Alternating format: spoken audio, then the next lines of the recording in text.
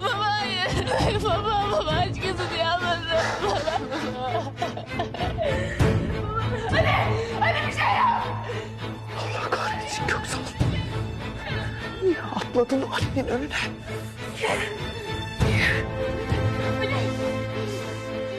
Ali kıpırdamıyor. Ali kıpırdamıyor. Sevda. Yalvarırım babamı kurtar. Baba. Gözünü yalvarırım. Sevda dur. Baba bir şey söyle, beni duyuyor musun? Baba bir şey söyle. Baba. Ali kıpırdamıyor. Kıpırdamıyor. Babam öldü mü? Babam öldü mü? Ali babam öldü mü? Sevda sakin ol Sevda. Baba buradayım. Beni duyuyor musun baba? Bana bak. Baba gitme. Baba. Sevda! Sakin ol. Baban yaşıyor. Benimle beraber söyle. Baban ölmedi. Baban ölmedi. Ölmedi. Babam ölmedi. Şimdi bana yardım edeceksin. Bana yardım edeceksin. Ellerini öyle. Baba hiç gitme. Buraya sıkıca bastır. Basacağım. Babam. Baba aç gözünü yalvarırım. Baba yalvarırım gözünü. Ali kanıyor, çok kanıyor. Bir daha verdim. Hemen bir ambulans çağır. Hemen. Tamam hocam. Baba aç gözünü yalvarırım, buradayım baba. Baba aç gözünü. Baba yalvarırım gözünü. Baba buradayım. Baba ne olur aç gözünü dayan. Dayan.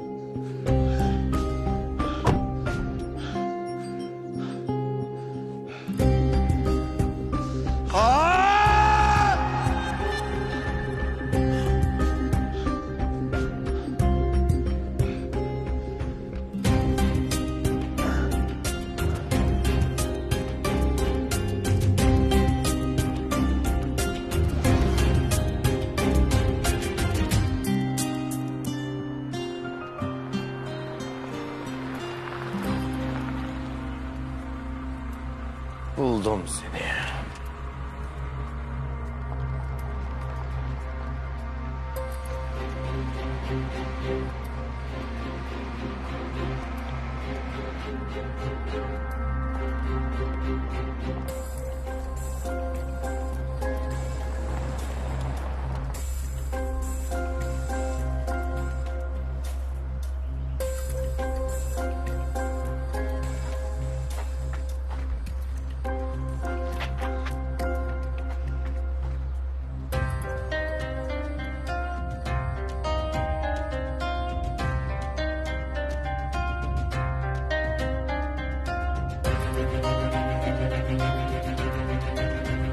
Ali!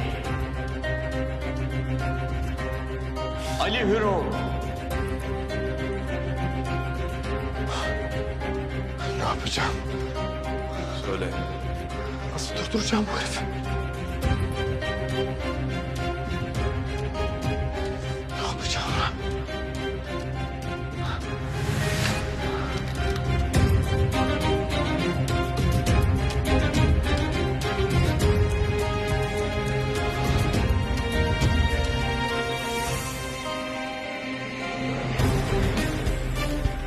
Ne yapacağım ben? Ne yapacağım? Ne yapacağım? Nasıl sıyrılacağım bu işten?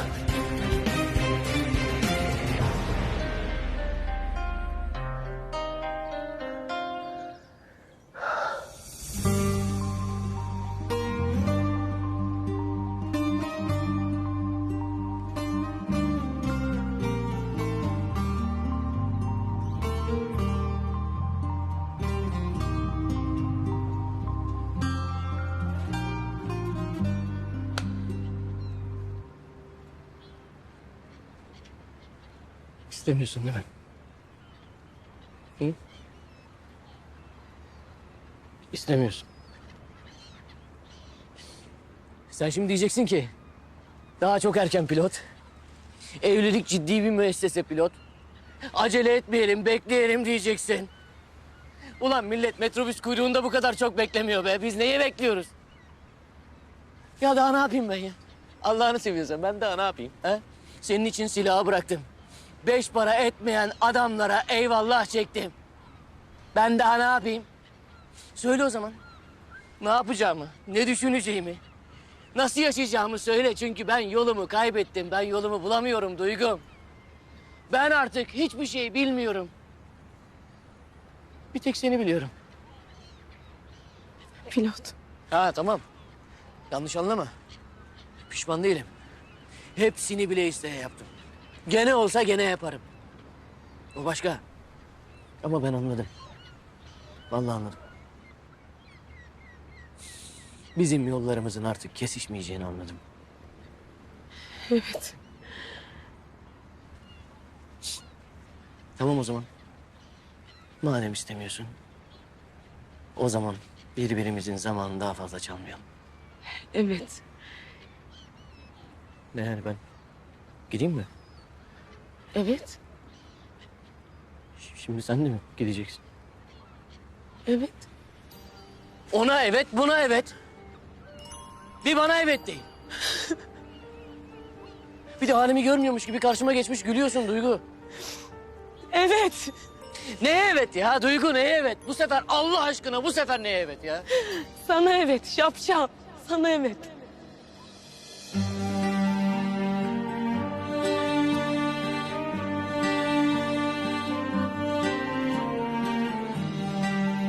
Seni seviyorum pilot. Bunu görmüyor musun? Nasıl yani şimdi sen... İlk sorduğun soruya evet. Evlenme teklifine evet.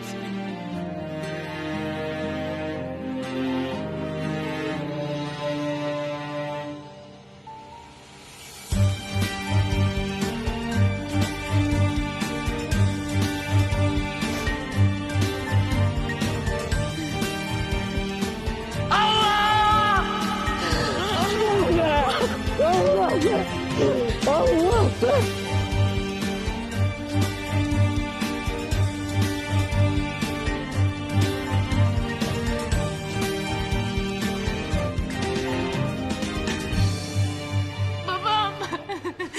Babam ne olur dayan. Ne olur. Baba dayan.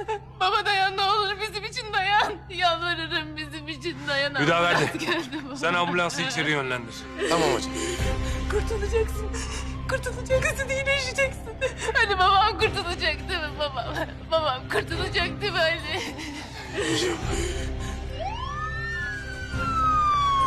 Burada, burada, burada.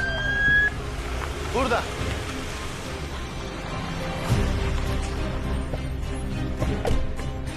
Köksal dayı burada. İçeride. Vuruldu. Üstü kan oldu hep. Çok kan var.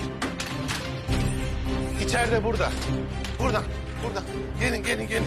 Gelin. Burada. Köksal dayı orada. Bak yatıyor. Üstünde kan var. Baba Kan. yalvarırım, yalvarırım gitme ne olur. Hadi acele edin. Tek kurşun yarası. Çok kan kaybetti. Yaraya iyi kompres uygulamışsınız. Tamam bundan sonrasını bize bırakın. Gel Sevda. Yeni kompres alalım. Dayan babacığım, dayan benim için dayan. Tamam bırak işlerini yapsınlar hadi. Babacığım. Hadi Sevda gel. Ali ne olur babama bir şey olmasın ne olur. Tamam Sevda. Ali babamı kurtarsınlar ne olur. Ne olur bir şey yapmamış ol Köksal.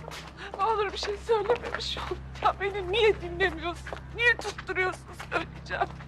Niye biz bunları yaşıyoruz? Niye?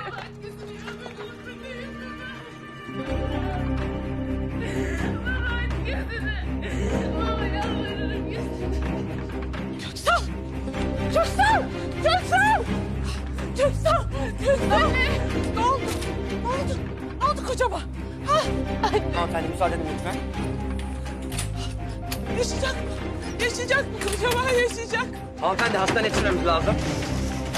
Baba.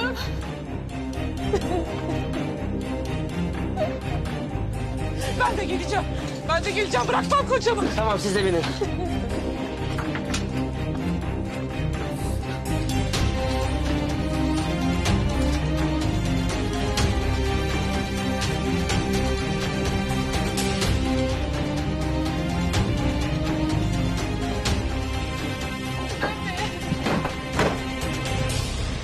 Ben de gideceğim. Ben de gideceğim. Ben de gideceğim. Tamam Sevda, gideceğiz hastaneye. Bir daha verdi. Ben Sevda ile hastaneye gidiyorum. Sen mahalleye benim eve git. Zaten güvenlik var orada. Ama sen yine de evden gözünü ayırma. Bak Özlem'e de kimseye de burada olanlarla ilgili bir şey anlatma. Evin orada dur ve kimseyi yaklaştırma, tamam mı? Tamam hocam, yaklaştırma. Gel Sevda.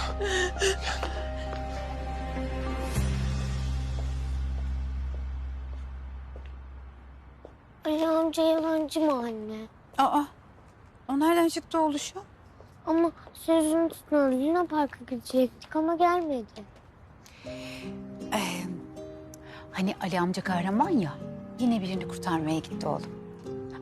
Biz beraber gidelim mi Luna Park'a? Ben Ali amcayla gitmek istiyorum. Ah Ali, yine ne çeviriyorsun? Hah, Hüdaverdi. Merhaba. Özlem abla. Alican ne haber? İyi. Ali nerede, gördün mü onu? Gördüm, hastaneye gitti. Sanem, Ali'ye bir şey mi oldu? Yo, Ali hocam iyi çok şükür. Ama bana kimseye bir şey söyleme dedi. Söyleyemem. Kiminle gitti peki? Sevda ablayla. Ali amca hastaneye mi gitti? Beni Luna Park'a götürecekti. Ben seni Luna Park'a götürürüm. Ama sen kahraman değilsin ki. Hadi oğlum, hadi. Ben evi koruyacaktım.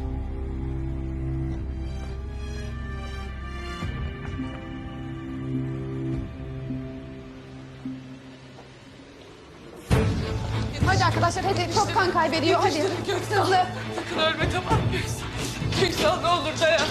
Dayan Köksal. Köksal dayan, tamam mı? Dayan lütfen. Tamam, lütfen içeri giremezsiniz. Lütfen. Lütfen ne olur. Lütfen, sakin olun. Köksal. Anne! Anne! Anne! Sevda. Kalbi durdu dediler Sevda. Babanın kalbi durdu dediler. Yaşayacak değil mi Sevda? Köksal yaşayacak. Yaşayacak. Yaşayacak. Yaşayacak anneciğim, yaşayacak. Babam yaşayacak. Göreceksin. Biz buradan gülerek çıkacağız, yaşayacak. Yaşasın anne. Ben onsuz ne yaparım?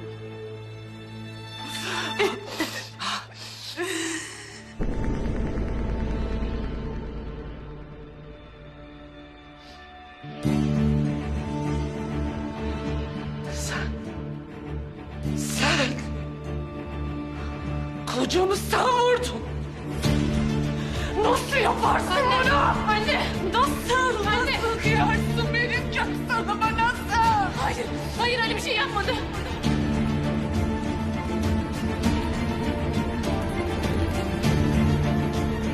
Anne dur, sakin ol, sakin ol. Öyle bir şey yapmadı. Ya çekilsene önümden. Ne demek geçemezsin? Bırak geçeyim. Olmaz. Deli mi ne? Sana mı soracağım ya ben içeri girmek için? Anne? Anne ne oluyor? Dikilmiş bostan korkuluğu gibi önümde beni içeri sokmuyor. Anne mi? Sen Özlem ablanın annesi misin teyze? Ya annesiyim değilim. Senin üstüne vazife değil. Çekil. Anneciğim, sen Alican'ı al içeri gir. Allah Allah. Hüdaverdi. Hüdaverdi ne oluyor? Özlem abla, Ali hocam bana evin önünde dur, tanımadığın kimseye eve yaklaştırma dedi. Annen olduğunu bilmiyordum. Onu sormuyorum. Ali neden Sevda ile hastanede?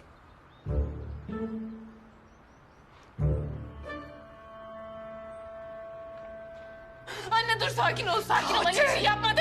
Katilsin sen. Katil. Katil Allah belanı versin. Anne dur. Anne dur. Dur. Dur Ali bir şey yapmadı. Oradaydım. Oradaydım Ali bir şey yapmadı yemin ederim. Yemin ederim Ali bir şey yapmadı. Sen nasıl bu adamı savunursun? Nasıl bu adamı savunursun? Büyü mü yaptı bu adam sana ne yaptı? Baban içeride ölümle pençeleşiyor. Sen onun için halini karşına aldın. Babana demediğini bırakmadın. Ne biçim bir aşk bu? Lanet olsun bu aşka, lanet olsun. Anne lütfen, lütfen. Lütfen Ali bir şey yapmadı sana doğru söylüyorum. Hala bu adamı savunuyorsun ha. Sana yazıklar olsun. Yazıklar olsun. Bakın Hayriye Hanım, ben bir şey yapmadım. Yapmadı. Yapmadı. Babam Ali vurmadı. Babam Ali vurmadı anne. Polis! Polis çağırın. Polis! Polis çağırın bu adam katil. Katil bu adam. Kocamı bu adam öldürdü. Polis çağırın. Anne! Tutuklayın bu adamı. Bu adam benim kocamı vurdu. İçeride kocam onun yüzünden ölümle pençeleşiyor. Bu adam kocamı vurdu. Anne! Anne sakin ol. Sakin ol Ali suçsuz. Hayır. Hayır. Hayır öyle bir şey yapmadı yemin ederim. Yemin ederim oradaydım öyle bir şey yapmadı. Şahidim babam Ali vurmadı. Ali. Gidelim, durumu anlatayım ben. Hayır ben oradaydım Ali suçsuz yemin ederim Ali suçsuz. Babam Ali vurmadı. Ay, yemin ederim oradaydım. Seda bir sakin ol. Sakin ol, tamam mı? Bir şey olmayacak. Sadece durumu anlatacağım. Hadi. Hadi gidelim. O yaptı. Kocamı öldürdü. Anne. Anne bana bak. Anne bana bak. Ben oradaydım. Babamı Ali vurmadı. Ben oradaydım. Babamı Ali vurmadı.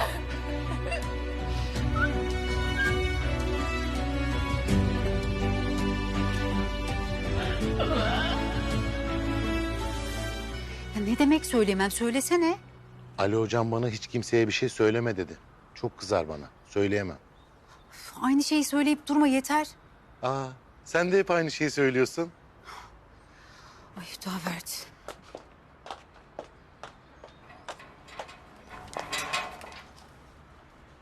Ali hocam söyleme dedi. Söyleme Hüdaverdi. Ali hocam çok kızar. Söyleme.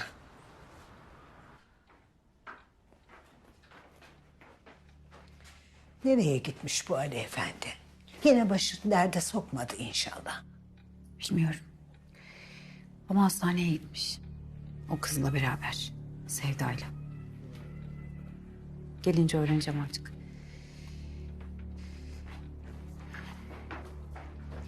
Oğluşum. Kimin vurduğunu göremedim. Ama kim vurduysa hedefinde ben vardım. Köksal Bey kendini önüme attı. Siper etti kendini. Siper mi etti?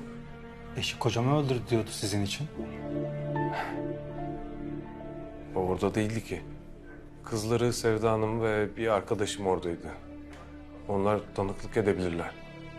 Peki sizi kim vurmak istemiş olabilir? Görevim sırasında o kadar çok düşman edindim ki. Yani anlayacağınız liste pek kabarık. Tamam Ali Bey. Biz durumu amirlerimize ileteceğiz. Onlar sizinle irtibata geçerler. Tamam. Teşekkürler. İyi görevler. Sağ olun.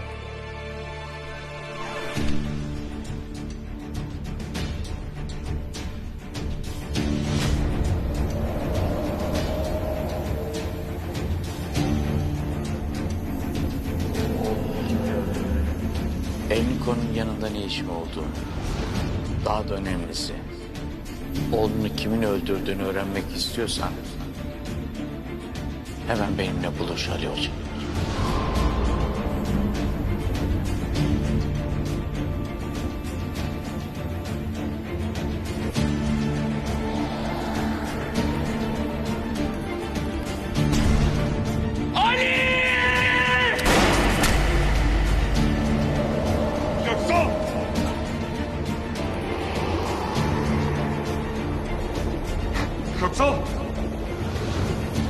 Çocuğumu sen vurdun. Hayır Ali bir şey yapmadı. Sen onun için Ali'yi karşına aldın. Ne biçim bir aşk bu?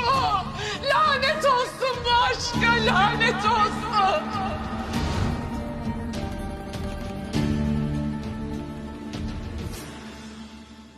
Baba kendini Ali'nin önüne mi atmış? Evet. Neden? Neden böyle bir şey yaptı ya? Neden? Ben biliyorum. Vicdan. Kendinden geçmeden önceki son sözlerin. Beni affet oldu Ali'ye.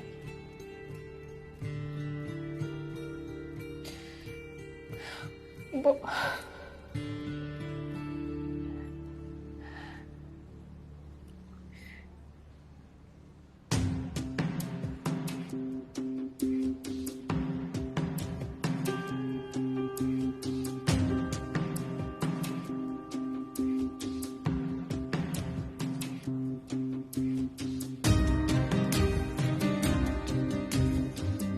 Ali.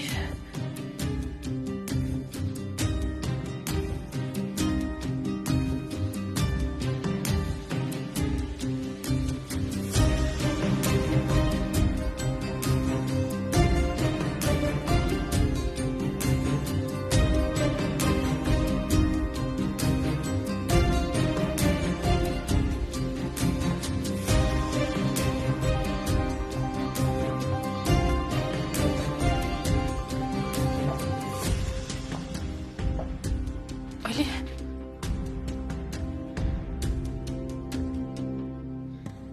Sevda, bak biliyorum. Canın çok yanıyor. Ama benim de kafamdaki cevapsız sorular beynimi kemiriyor artık.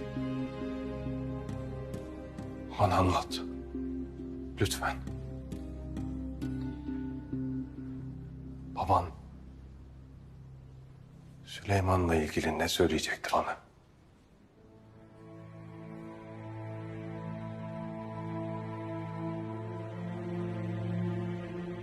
Niye çağırdı beni oraya?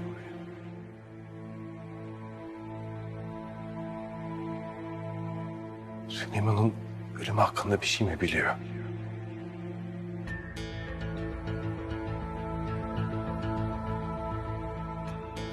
Baban niye bana beni affet dedi? Ne oluyor Sevda? Anlat bana lütfen.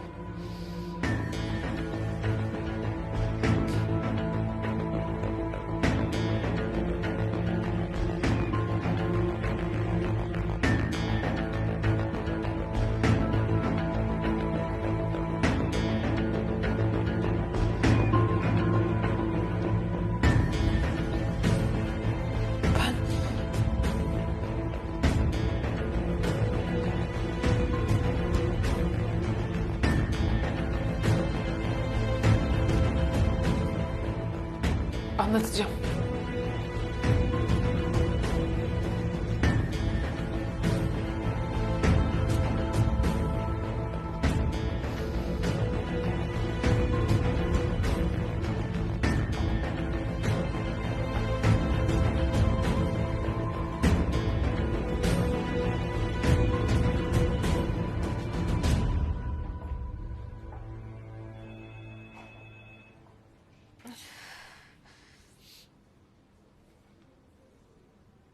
Seni dinliyorum Sevda. Baban niye kendini önüme attı? Niye canını feda etti? Ali. Benim babam.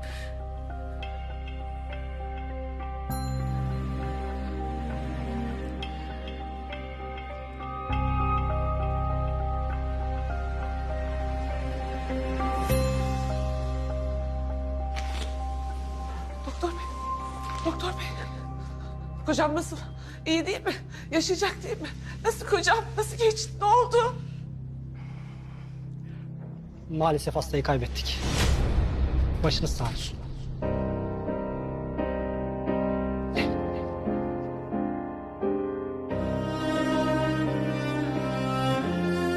Elimizden geleni yaptık. Olamaz. Olamaz. Olamaz, olmadı değil mi? Yalan söylüyorsunuz. Yaşıyor değil mi kocam? Olamaz.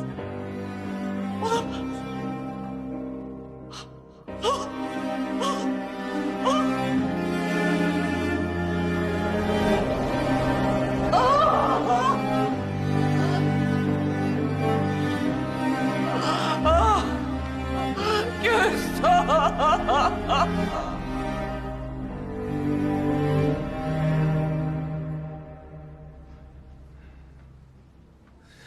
Ne Sevda? Niye konuşmuyorsun? Baban beni niye çağırdı? Bana ne söylemek için? Hadi konuş, anlat. Babam Evet.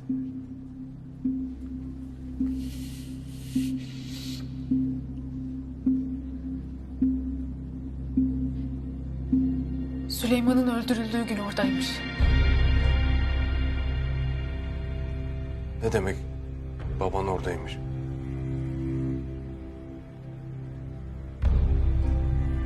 Babamı tehdit etmişler. Aileni öldürürüz demişler. Mecbur kalmış. Oğlunun arabaya bineceğini bilmiyormuş. Bilseydi. Babam çok ağladı. Çok canı yandı öyle. Belli ki seni oraya o yüzden çağırmış.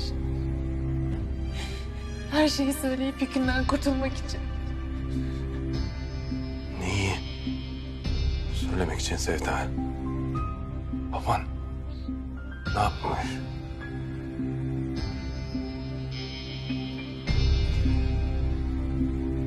Arabaya bombayı babam yerleştirmiş.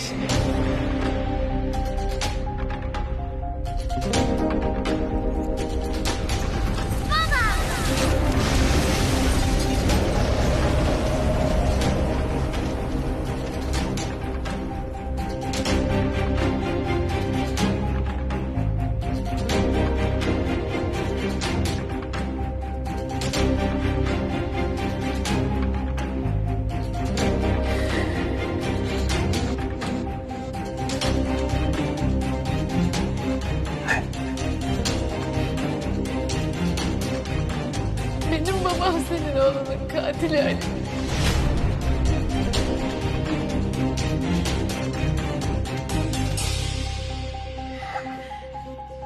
Ne diyorsun sen Sevda? Süleyman'ı babam öldürmüş.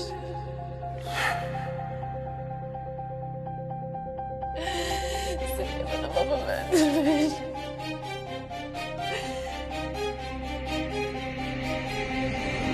Bak seni kimle tanıştıracağım.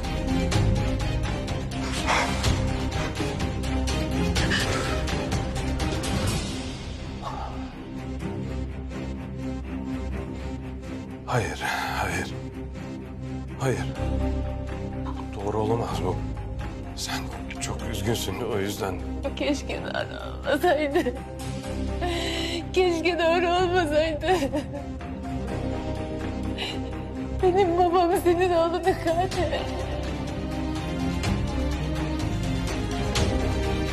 Hadi.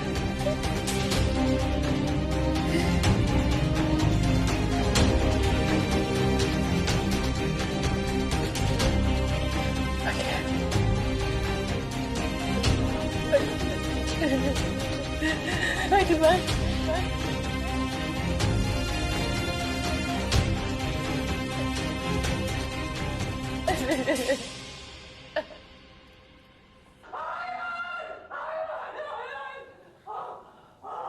Anne.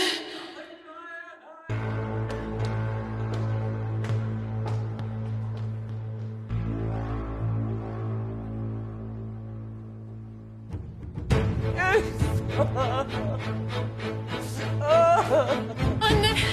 Anne. ne oldu? Anne. Anne ne oldu? Anne.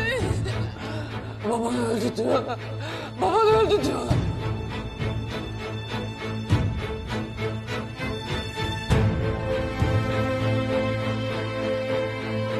Babanı öldü diyorlar. Babanı öldü.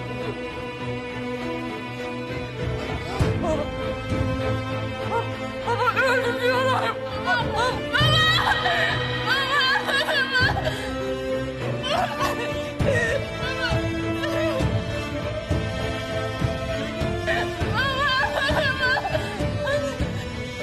Yardım edin! Yardım edin! Yardım edin! Anne kalk! Anne kalk! Yüzünü aç! Anne yüzünü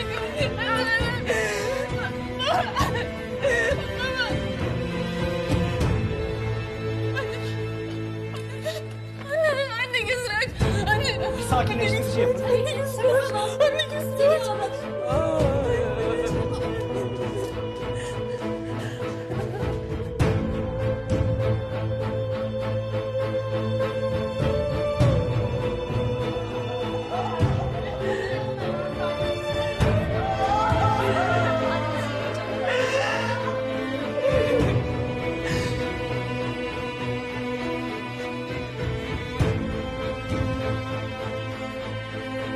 Ne oldu Sevda?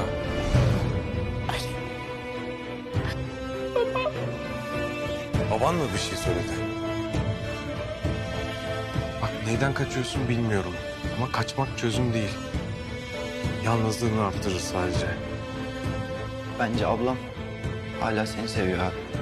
Sakladığı bir şey var, anlatamıyor. Ama ben duydum abi. Ali beni affet diyordu. Sevda, gözlerimin içine bak ve bana beni sevmediğini söyle.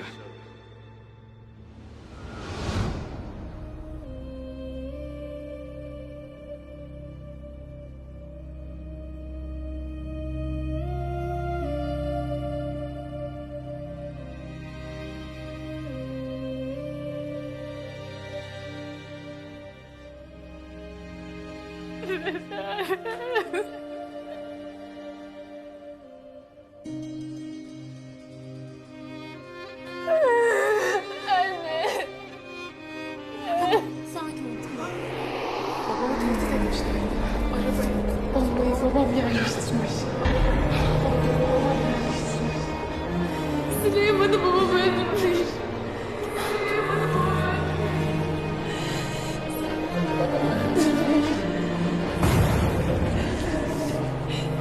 Benim babam senin oğlunu katil.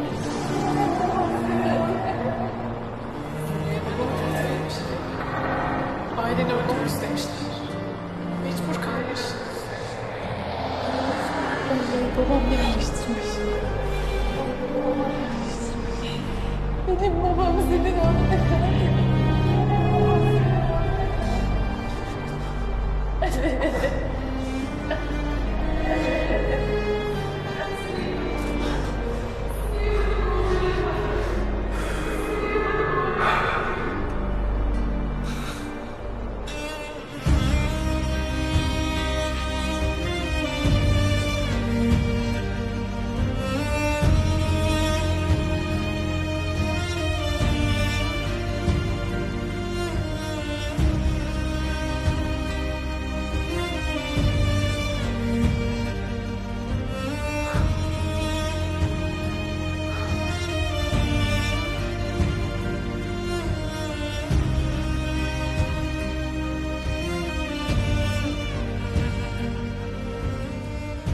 Süleyman?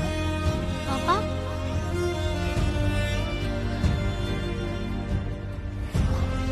Oğlum. Seni koruyamadım. Beni affet. Affet.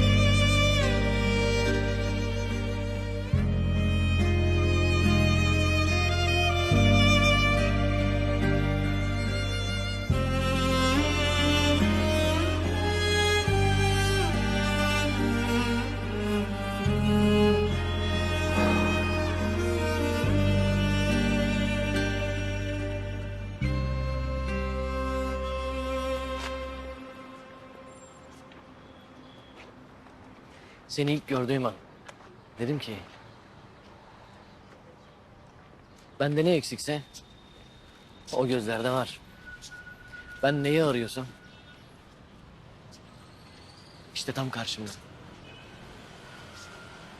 Önce o güzel gözlerine vurulur. Sadece gözlerime mi? Yok canım. Olur mu hiç öyle şey? Hani gözler kalbin aynasıdır derler ya. Ben senin gözlerinde kalbini gördüm.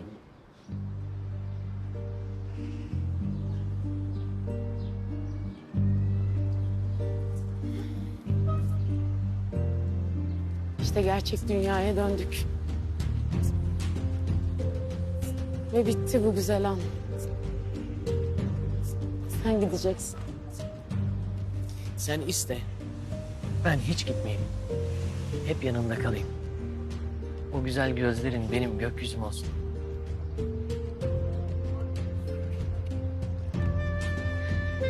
Babanlara ne zaman söyleyeceksin?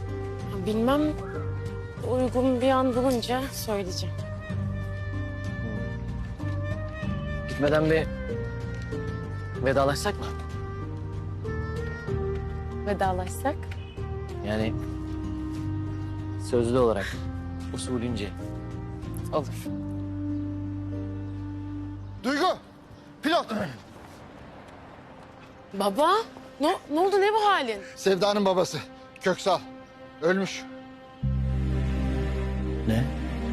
Ölmüş mü?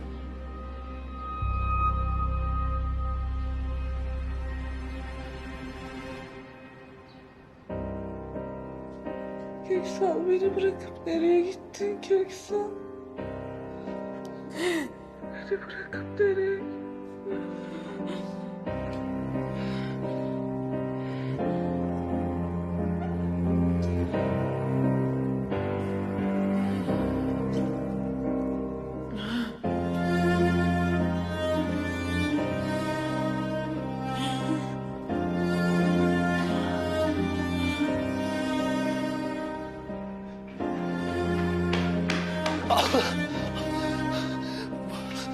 Abla, babam.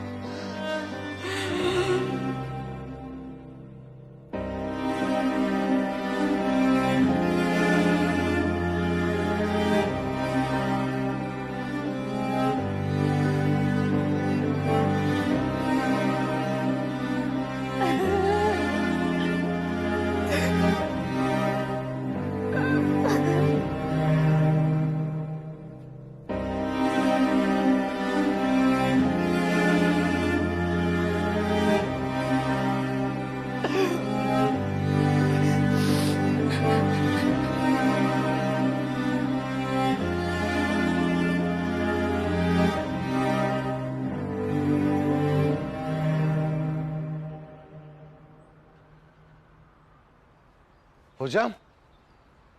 Hocam. Burada dediğin gibi bekledim hocam. Kimseye de bir şey söylemedim hocam. İyi yapmışsın Hüdaver, sağ ol.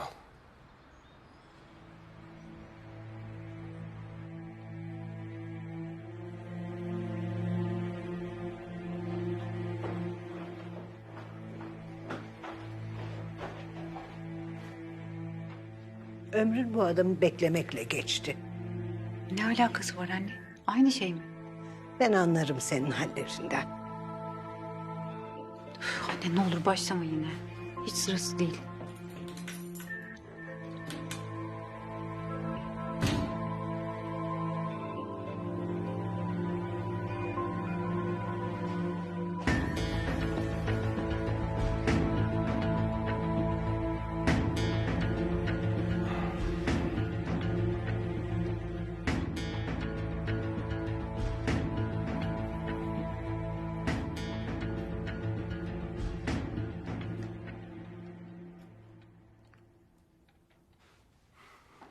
Alican.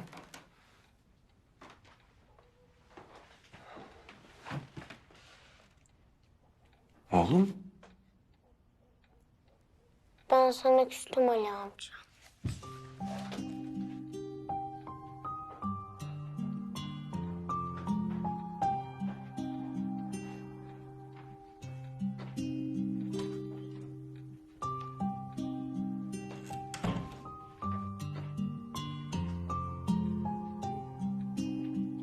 Çok bekledi seni.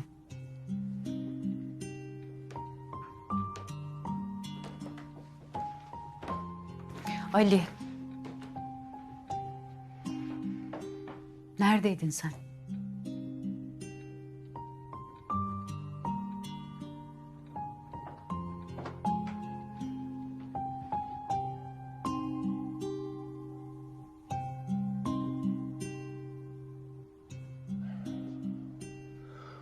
Allah'ım.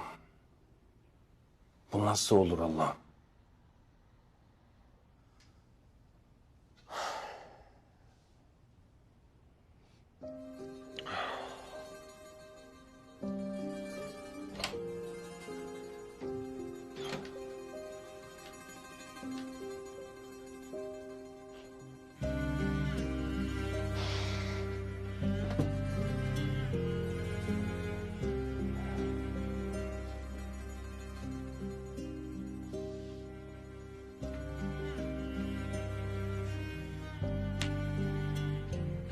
Alican. Sen niye küstün bana? Çünkü Luna Park'a gidecektik, gelmedin. Biz de eve geldik.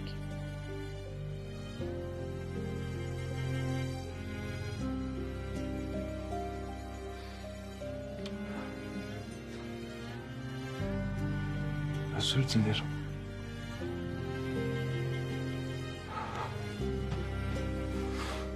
Özür dilerim oğlum. Özür dilerim.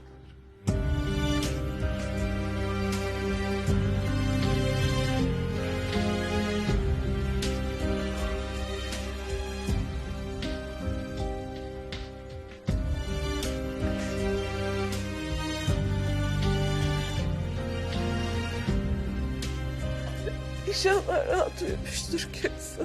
İnşallah. Babam hayatımda hiç olmadığı kadar vicdanı rahat uyumdu gözüm. İnan bana, inan.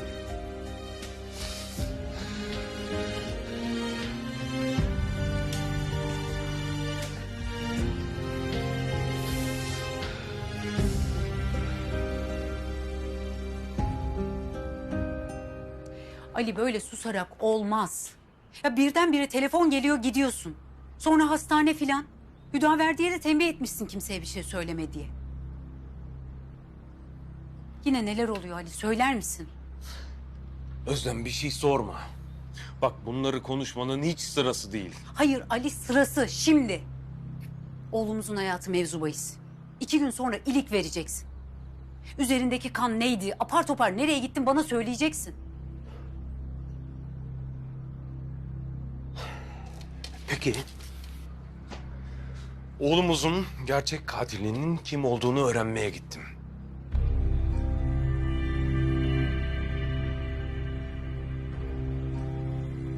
Oldu mu şimdi, tamam mı? Gerçek katilim mi?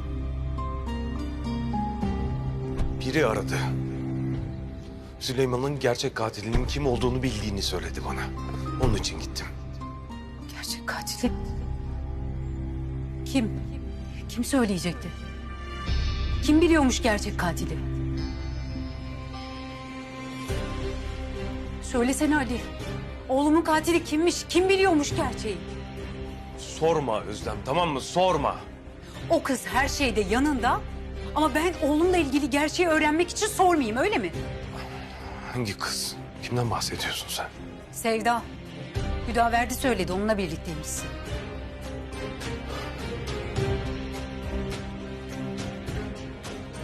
O kız ne biliyor Ali? He? O kızın benim oğlumla ne ilgisi var?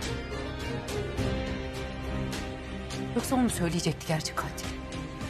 Hayır Özlem. Hayır peki kim? Ya kim söylesene. Bunları bilmene gerek yok Özlem. Niye? Evlat acısını bir sen mi yaşadın ki sadece senin bilmen yetiyor? He? Sen benim canım nasıl yandı sen biliyor musun Ali? Uyurken bile özlediğim oğlumu mezara koydum. O gün içimde atan Ali Can'ın kalbi nefesim olduğu da yaşadım ben. Süleyman'ın acısı bir gün bile geçmedi. O kadar canım yandı ki sonunda evladım kalbimde taşıdığım o acıya dönüştü. O yüzden söyleyeceksin. Evladımı benden koparan kimse bunu ben de bileceğim.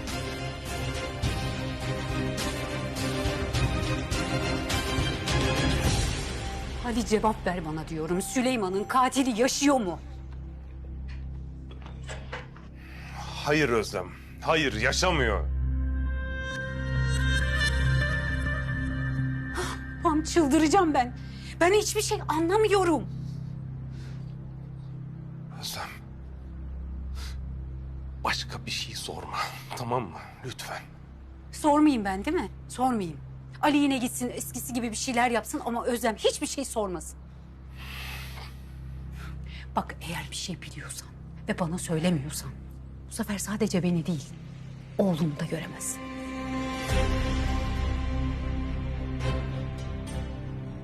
Özlem.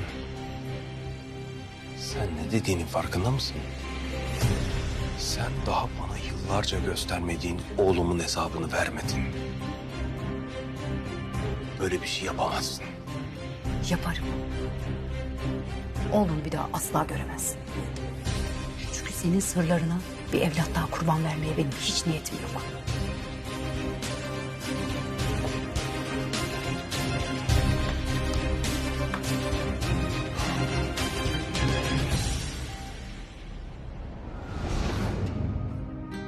Oğlum?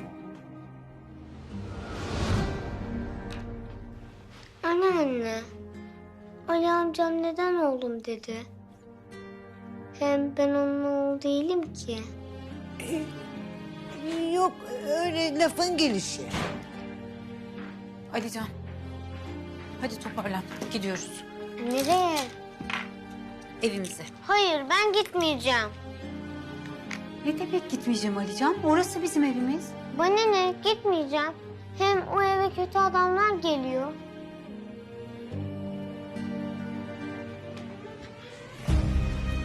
Ali amcamla kalalım anne ne olur. Hem Ali amcam bizi koruyor. Ali amca, bizi korursun değil mi?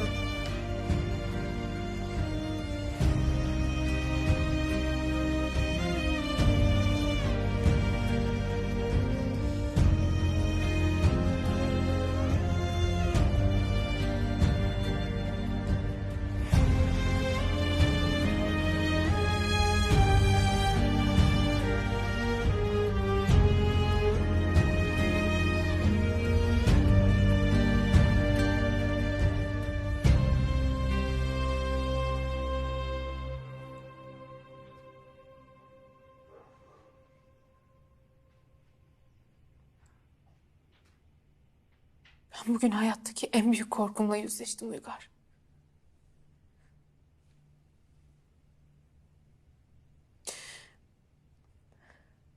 O kadar uzun zamandır taşıyordum ki sırtımda. Uğruna öyle bedeller ödedim ki bu korkunun. Başıma gelmez sanıyordum. Ama geldi.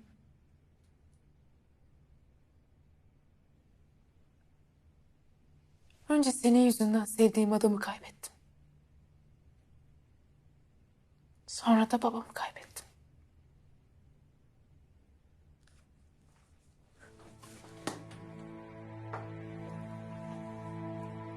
Karşında hayatta kaybedecek hiçbir şey kalmamış bir kadın duruyor. Bu ne demek biliyor musun? Her şey bitti demek. Beni tehditle zorla yanında tutabileceğin hiçbir şey kalmadı. O kağıt üzerindeki yalandan evlilik de bitti. Sevda. Babam beni senden kurtarmak için kendini feda etti.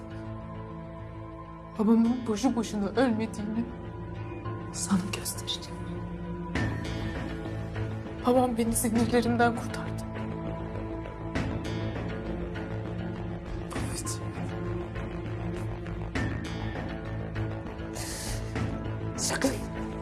Sakın dokunma bana. Artık beni burada tutabileceğin tek bir sır kalmadı.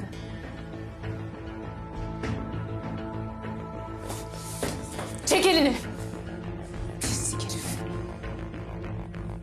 Nereye gideceksin? Seni ilgilendirmez. Yanlış anladın. Bu zor gününde annenle kardeşini yalnız bırakma. Kal burada. Ben giderim. Sana söz veriyorum. Yüzümü görmeyeceksin.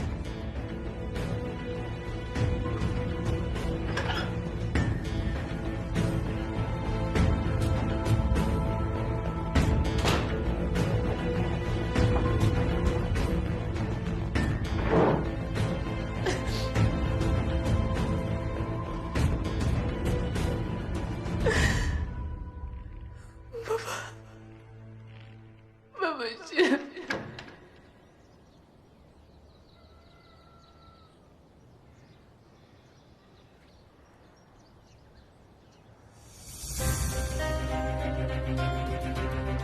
Seni o Ali'ye bırakmayacağım Sevda.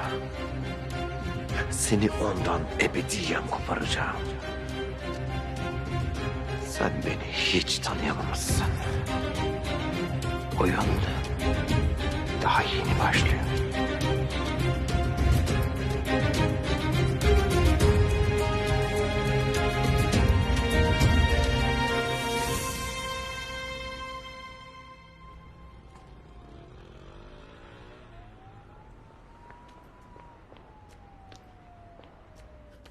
Pilot, ne oldu? Acele deyince telaşlandım.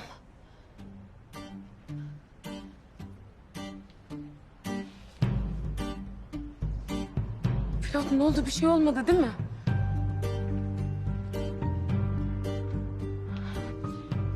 Endişeleniyorum bak. İnsan sevince çocuklaşır derlerdi. İnanmazdım. Şimdi her sesini duyunca yüreğim ağzımda sanki. İyi ki varsın güzel gözlüm. İyi ki hayatıma girdin. İyi ki beni hayatına aldın. Senden önce benim bir hayatım yokmuş ki. İyi ki sen de varsın. Tan, ne olduğunu söylemeyecek misin? Gecenin bir yarısı sanki son görüşmemizmiş gibi konuşuyorsun. Korkutuyorsun beni. Ne oldu? Sana iyi ki varsın demek için illa bir şey mi olması lazım müstakbel eşim? Yok. Yani öyle bu saatte acele deyince ben de merak ettim. Hem öyle müstakbel falan deyip gelme beni. Zaten babama nasıl diyeceğim hakkında hiçbir fikrim yok. Neler yaptığıma ben bile inanamıyorum. Ya içimden bir duygu çıktı. Vallahi ben bile şaşkınım. Öyle her sarılmak istediğinizde beni ayağınıza mı çağıracaksınız pilot bey? Nöbetçi eczane miyiz? Haşa. Olur mu öyle şey? Biz zaten aynı çatı altında yaşayacağımız için ben sana bol bol sarılırım. Ya, ben daha babama söyleyemedim diyorum.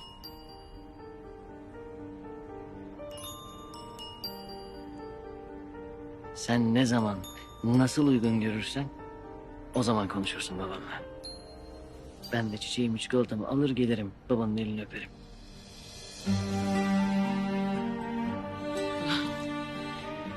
Ben gideyim artık. Hemen mi? Ve eczanenin ışıklarını söndürüp söndürmediğimden emin değilim diye çıktım evden. Babam anlarsa ne diyeceğim ben? Ha. İyi madem. Bunu da yolda gelirken aldım dersin.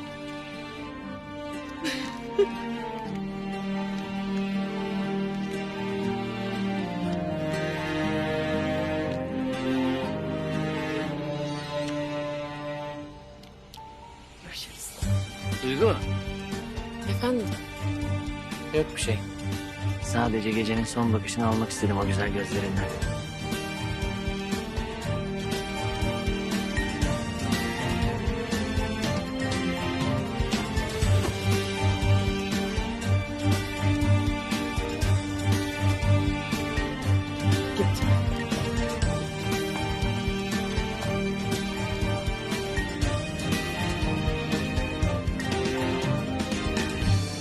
Yaptı ya.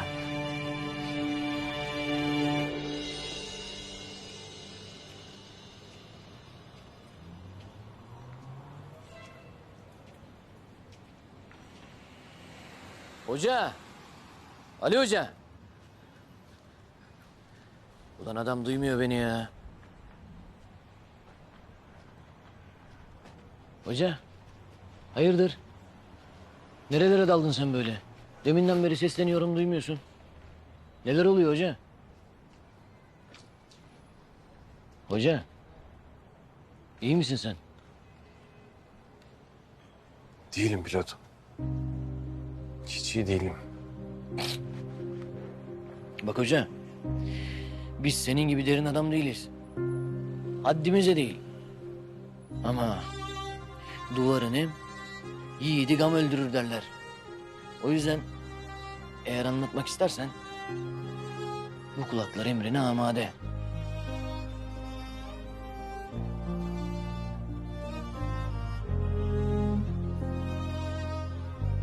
Mecburdum. Bana da hiçbir şey anlatmadın. Ben senin yerinde olsam gidip Ali'ye anlatırım her şeyi. Korktum. Söylersem Ali babamın katili olur diye çok korktum.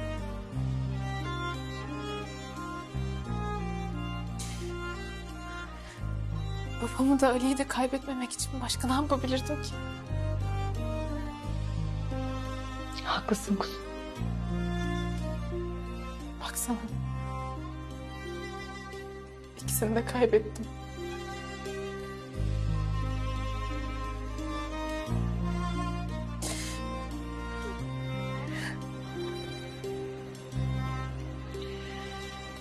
Vay be hoca. Demek öyle ha.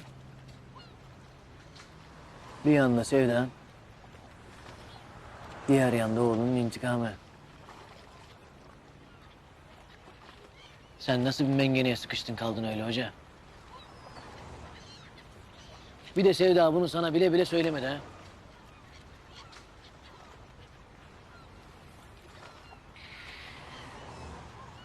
Şimdi ne olacak hoca peki?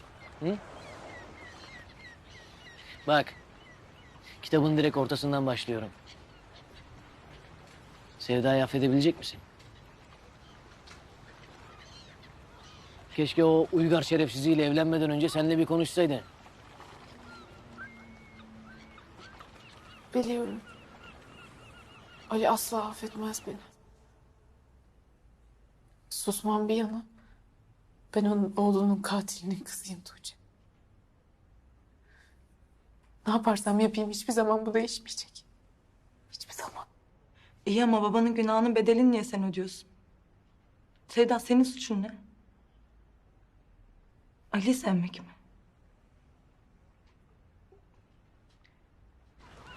Bak benim aklım ermez böyle işlere hoca. O kadarını sen bilirsin. Ama şimdi diyorum ki... Hocanın yerinde olsam... Eğer Duygu'nun babası... Benim babamın katili olsa... Ve Duygu bunu bile bile sussa... Benden saklasa... Ne yapardım? Eskiden olsa derdim ki... Babasını alnının ortasından vurur... Duygu'yu da defterden siler geçerdim derdim. Ama şimdi... Duygu'nun aşkı tam şurada dururken... Bak değil Duygu... Babasını bile affederdim. Eğer burada oturmuş... Sen bana derdini anlatıyor olsaydın... Ben de büyük ihtimalle aynını söylerdim. Ama işte...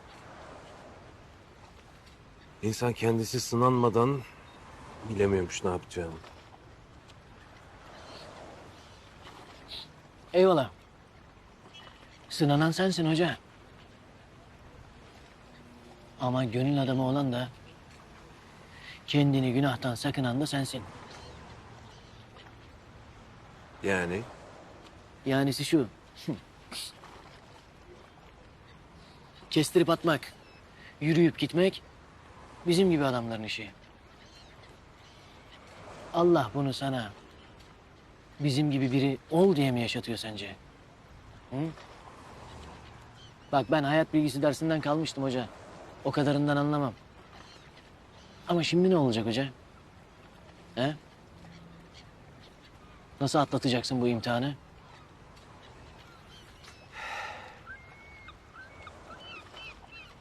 Bilmiyorum. Gerçekten bilmiyorum.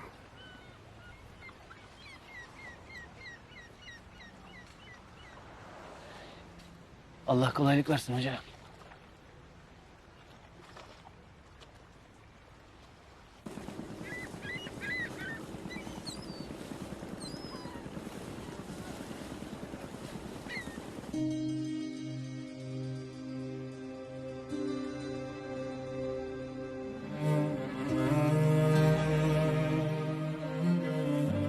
Ey bağışlaması bol Rabbim. Merhametine sığındım. Beni affet.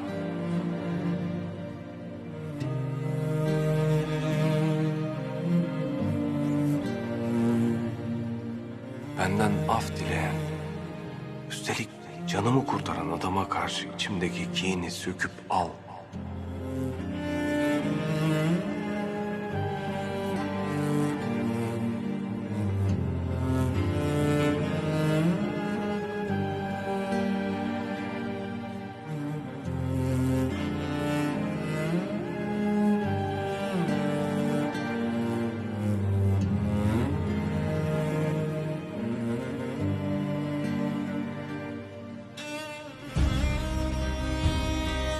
Kalbime ferahlık ver Allah'ım.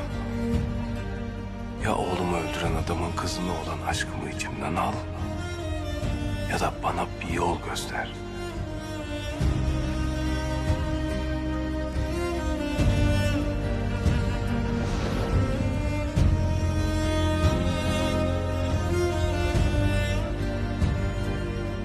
Acizim Rabbim, beni bana bırakma.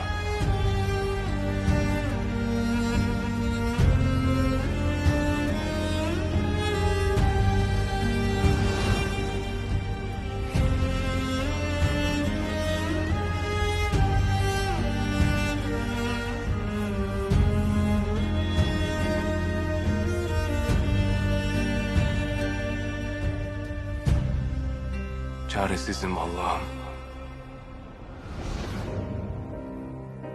Sen öfkeme yenilmeme izin verme.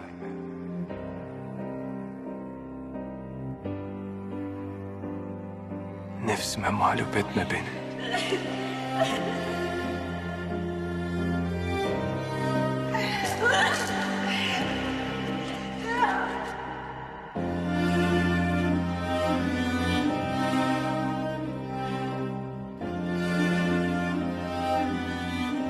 Acıma yenilip de doğru yoldan ayrılmama izin verme.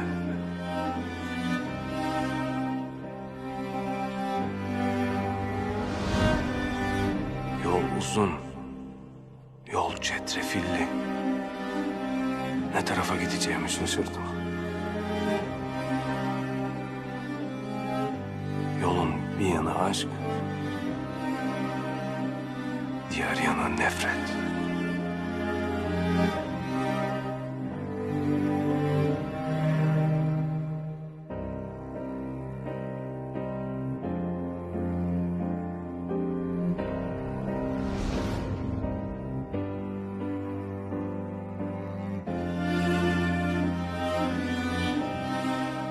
Bana güç ver. Beni tövbe edip bozanlardan etme. İçimdeki öfkeyi dindirmem için sabır ver. Geçmişi arkamda bırakabilmek için umut ver. Allahu Ekber.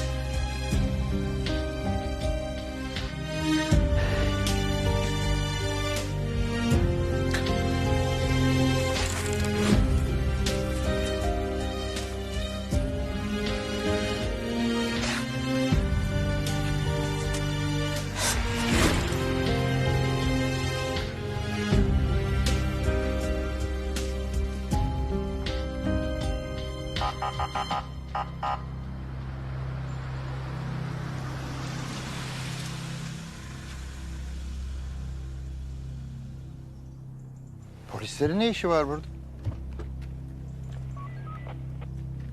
Ali Hüroğlu. Benim.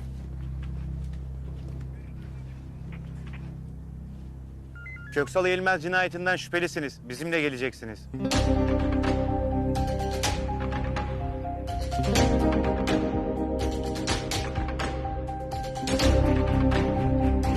Ne?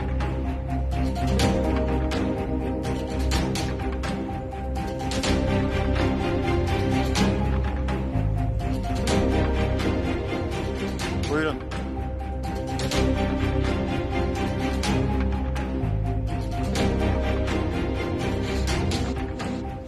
Ne Lale? Ali Hoca mı öldürmüş Köksal Bey'i? Yok anne. Ali Hoca öyle bir şey yapmaz. Ali'yi niye götürüyorlar? Ali'nin bir suçu yok. Sevda! Götürdüklerine göre demek ki o yapmış.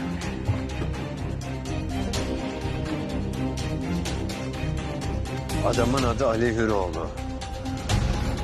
İyice anladın değil mi ne yapacağını? Anladım. Güzel.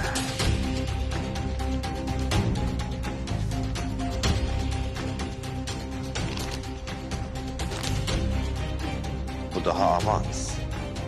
Eğer bu işi becerirsen devamını da alırsın. Ama beceremezsen ne olacağını iyi biliyorsun.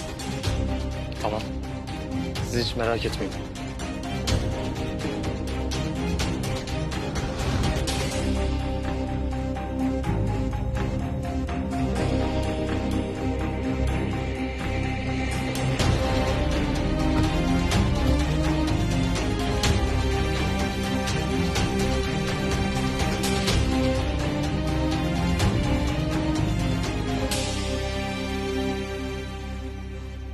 Cinayeti azmettirmekle suçlanıyorsunuz Ali Bey. Görgü tanığı sizin biriyle konuştuğunuzu, hemen sonra da o kişinin Köksal Eğilmez'i vurup olay mahallinden kaçarken gördüğünü söyledi.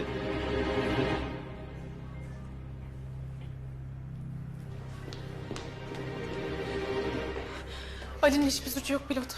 Babam önüne atladı, kendini siper etti. Tamam. Sen şimdi bir sakin ol. Bak anlayacağız şimdi ne olduğunu.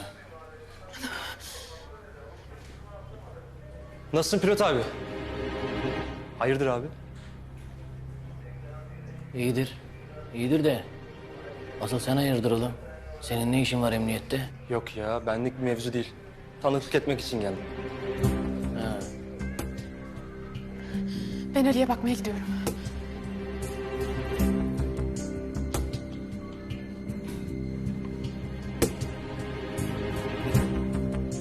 Görüşürüz abi.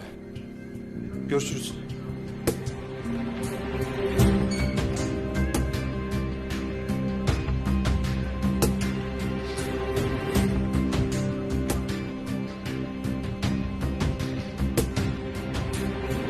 Savcılık işlemleri için sizi bir sürede burada tutmamız gerekiyor Ali Bey. Prosedürü siz de biliyorsunuz.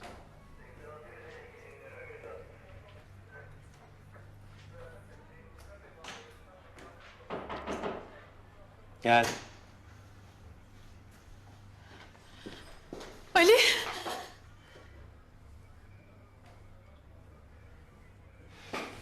İfadeniz de tamam olduğuna göre nezarete alabiliriz. Nezaret mi? Hayır. Hayır babam Ali vurmadı. Ben şahidim. Gördü oradaydım. Ali vurmadı babamı. Bakın Sevda Hanım, sizin ifadeniz var ama yeni bir görgü tanığı da var. Babanızın ölümüyle ilgili de çok güçlü iddialar var. Yeni görgü tanığı mı? Alalım Ali Bey'i.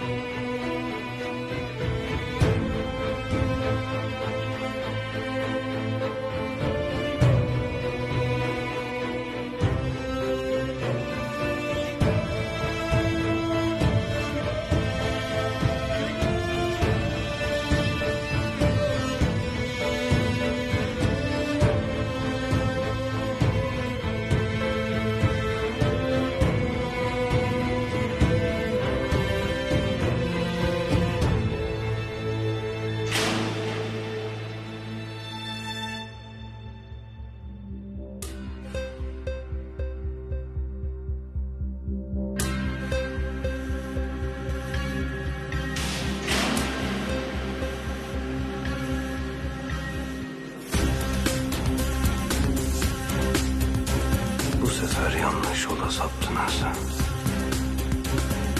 Arkasında kim varsa ortaya çıkacak. Her kimse bedelini ağır ödeyecek.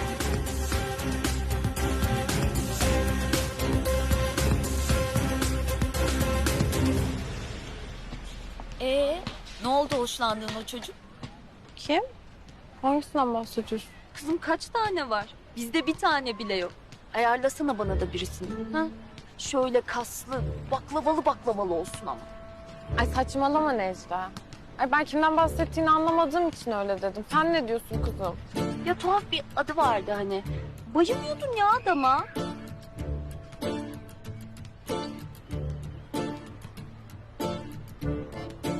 Ay şurada biri var sana bakıyor sanki. Ayarlayayım mı sana? Böyle bayağı kaslı güçlü biridir. Tanıyor musun? Yo, nereden tanıyacağım ki? Tanıyormuş gibi konuştun. Hayır, sen az önce bana birini ayarla dedin ya, ondan öyle dedim ben. Ama bakıyor yani, bayağı bakıyor. Neyse tamam. Hadi ben sıkıldım, gidiyorum.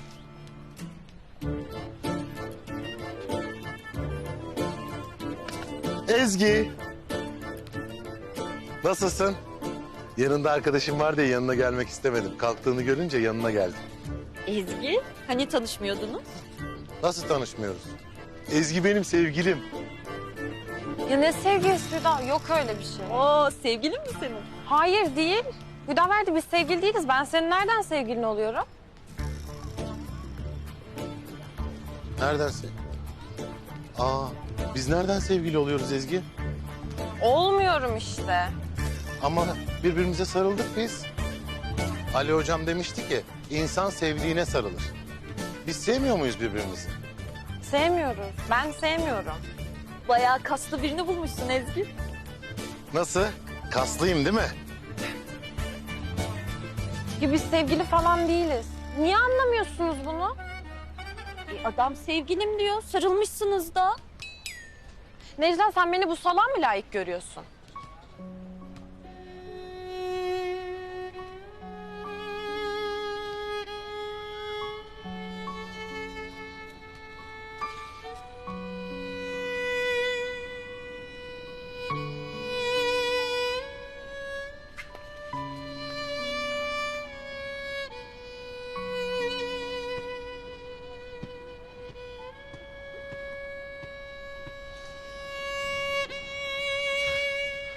Salağım ben. Hüdaverdi salak. Ezgi'ye layık değil Hüdaverdi. Salak Hüdaverdi. Ne oldu? Çok ağır konuştum değil mi? Ya boş ver, o da sarkıntılık yaptı yani. Hayır, Hüdaverdi öyle bir şey yapmaz. Sarkıntılık falan yapmadı. Hüdaverdi beni çok safça seviyor. Ay tamam. Belli bugün sana ne söylesek parlayacaksın sen. Neyse hadi sen git de ben şunun gönlünü alayım. İçim rahat etmeyecek. Ciddi misin? Ay tamam, sonra konuşuruz o zaman. Hadi gittim ben.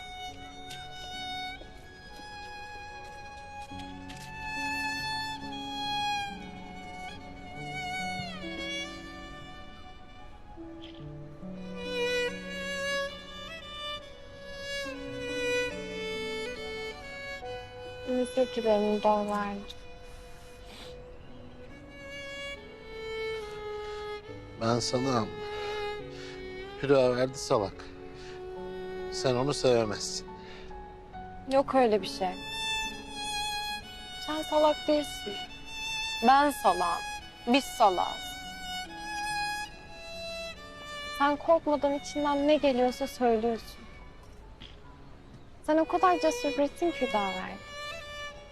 Sen çok cesursun. Özür dilerim sana kadar davrandığım için.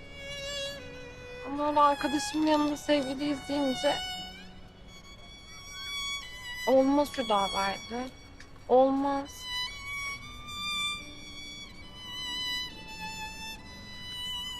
Ben de senden özür dilerim Ezgi. Arkadaşının yanında sana sevgili olduğumuzu söylediğim için özür dilerim. Bir dahakine saklarım. Biz sevgili değiliz Hüdaverdi. Anladım. Salak değilim ki ben. Arkadaşız biz. Ama seni çok seven bir arkadaşım. Tamam. Anlaştık o zaman. Arkadaşız biz.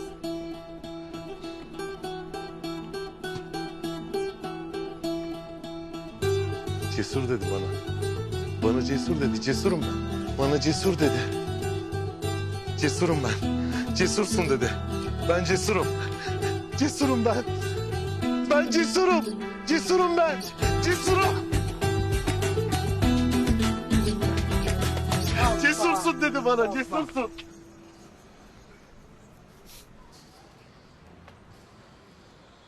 Ali'yi öldürmek isteyen her kimse iftira atan da aynı kişi pilot. Sen merak etme. Ben halledeceğim. Nasıl halledeceksin? Sen bana bırak. Bu işin arkasında kim varsa onu bulacağım. Söz veriyorum. Ali Hoca'nın adını temize çıkaracağım. Sen gönlünü ferah tut.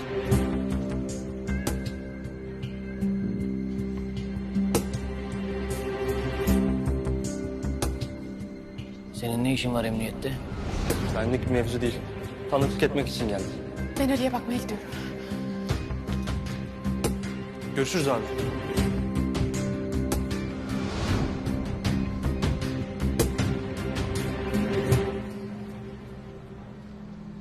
Nasıl Ali yapmış ya? Hani babam önüne atlamıştı? Ya birini tutmuş.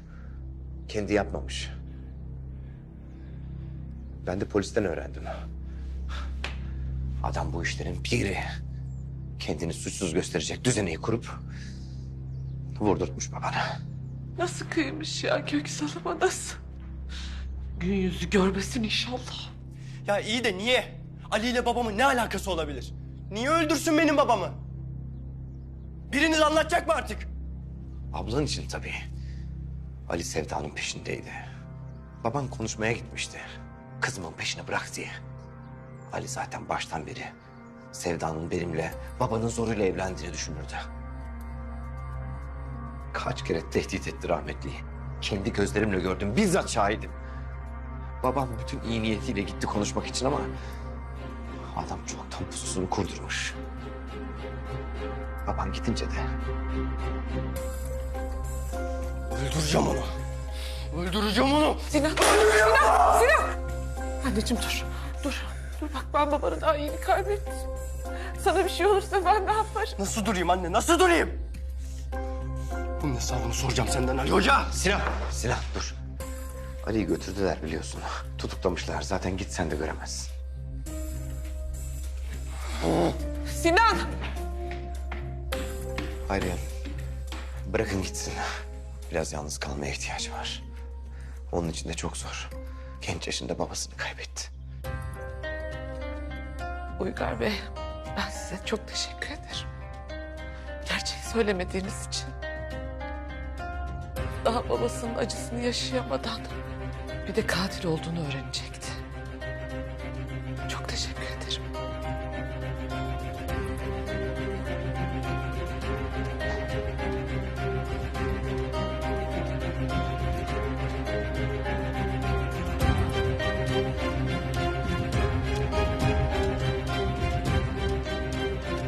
Paramparça olacaksın Ali. Paramparça. Tuttuğun bütün dalları kıracağım. Hepsi elinde kalacak.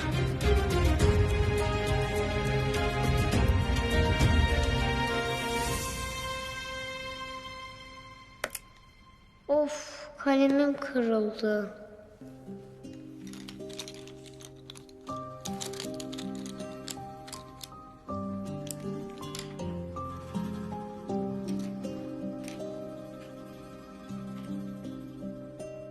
Burada kalem tıraş var mıdır acaba?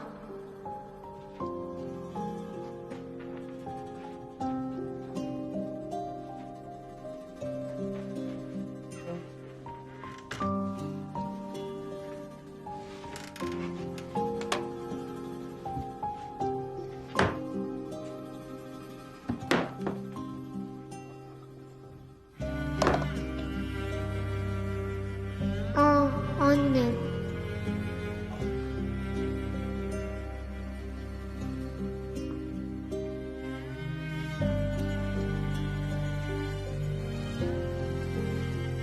Tatlım.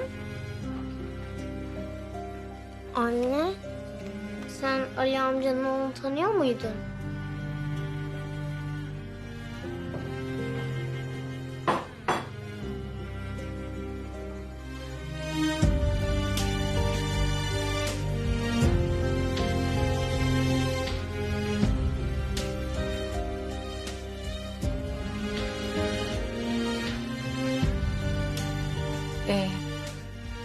Bir daha Ali amcanın dolabını karıştırma, tamam mı? Sadece karım arıyordu.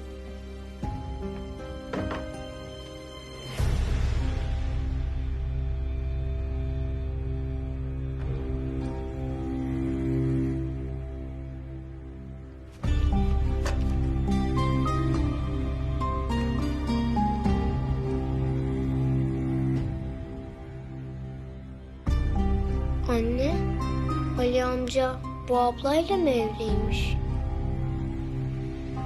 Nesi oluyorsun Ali? Ben sadece arkadaşıyım.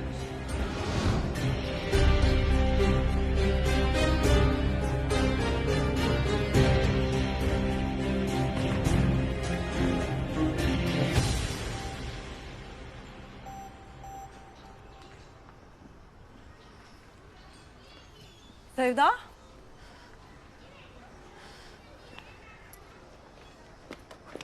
Kuzum? İyi misin? Biri Ali'ye iftira attı. Biliyorum. Biliyorum, babam Ali öldürmedi. Ali'ye oyun oynuyorlar Tuğçe. Babam Ali öldürmedi.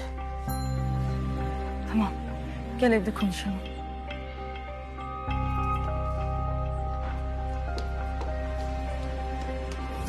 Sen anladın değil mi hangi lavuktan bahsettiğimi? Anladım. Kemiğini kim verirse onun kapısında köpek olur.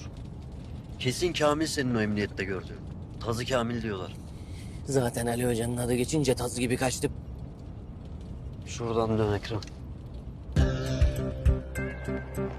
Şurada duralım. Burası mı? Burası. Hadi. Ekrem, sen arabada kal, ne olur ne olmaz. Tamam. Hadi.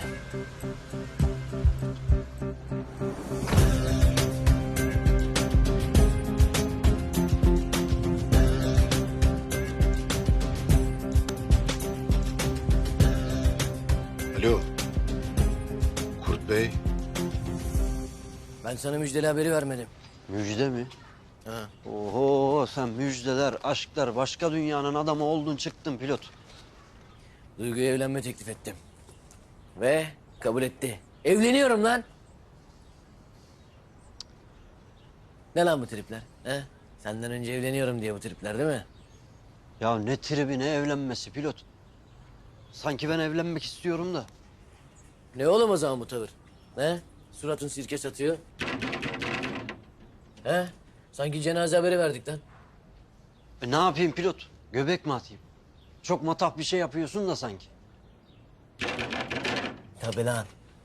Sevdiğimle evleniyorum oğlum. Buyurun. Biz Kamil'e bakmıştık da. Kamil yok.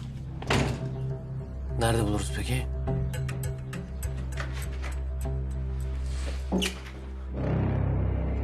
Sen bir çekil ablacığım. Kaçma lan! Kaçma lan! Kaçma lan! Onu uğraştırma lan bizi.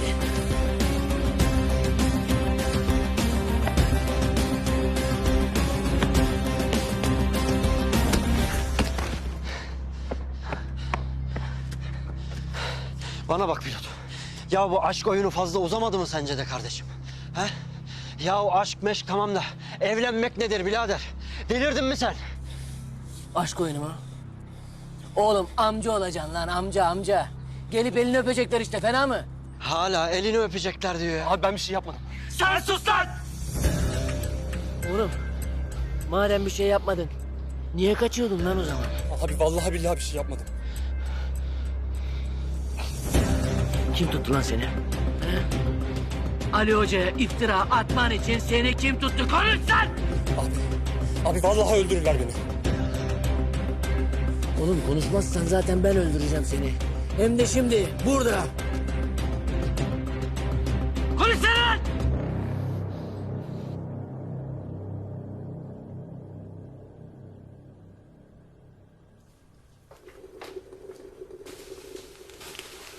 Aa, kızım taşıyor.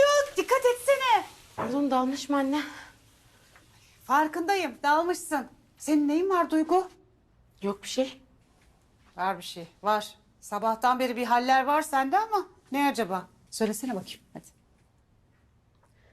Anne. Pilot bana evlenme teklif etti. Ne? Ne? Nasıl yani? Bayağı anne. Yüzükle.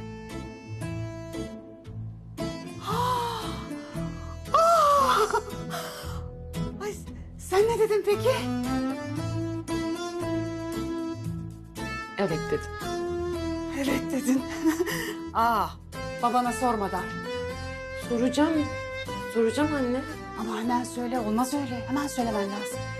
Sen önden bir çıtlatsan. Hayır, hayır. Duygu beni o işlere katma lütfen. Ben araya girmek istemiyorum. Sen uygun bir zamanı bulursun. Oturursun karşısına söylersin canım. Ne var bunda yani? Evlenmek.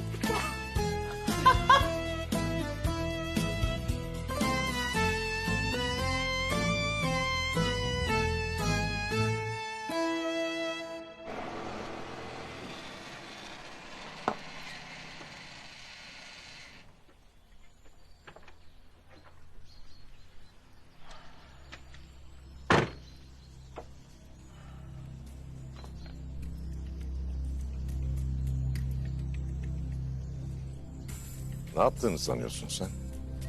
Adam tutmuşsun. Yalancı şahitlik yaptırmışsın. Bak Uygar. Ali'yi böyle alt edeceğini sanıyorsan yanılıyorsun. O tuttuğun adam şu anda ifadesini geri çekiyor. Haberin olsun.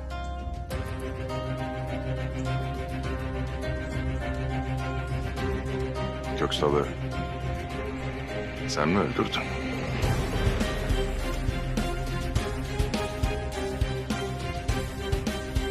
Niye öldüreyim Kurt Bey? Sevda benim karım. Onun babasını öldürecek kadar deli değilim. Ali'yi öldürmek istemişsindir. Ama Köksal ölmüştür. Ali bu işin peşini bırakmaz.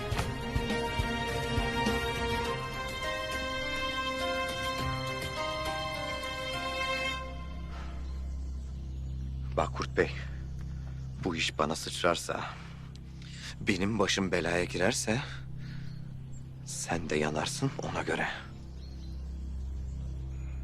Sen beni tehdit mi ediyorsun? Ben kimseyi tehdit etmiyorum. Sadece olacakları söylüyorum. Eğer ben bir ateşin içine girersem, sen de girersin. Ona göre ne yapmam gerekiyorsa yap.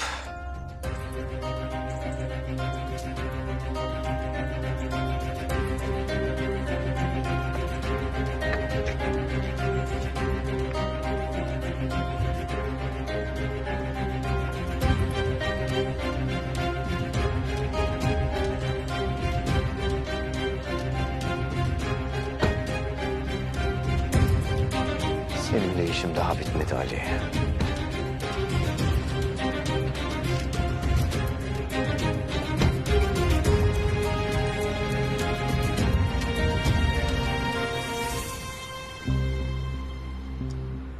Özlem Hanım, ben Uygar Sarıkaya. Sevda'nın kocası. Numaramı nereden buldunuz? Bu tür detaylar benim için çocuk oyuncağı. Önemli olan sizi neden aradığım. Özlem Hanım, size söylemek istediğim bir şey var ancak telefonda konuşulamayacak kadar önemli. Eğer yüz yüze konuşabilirsek... Kusura bakmayın, ben tanımadığım insanlarla. Oğlunuzu kimin öldürdüğünü öğrenmek istersiniz herhalde, değil mi?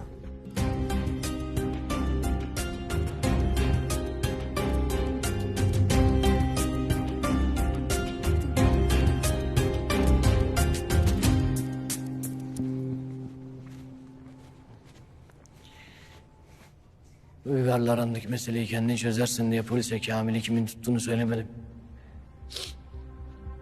İyi yapmışsın.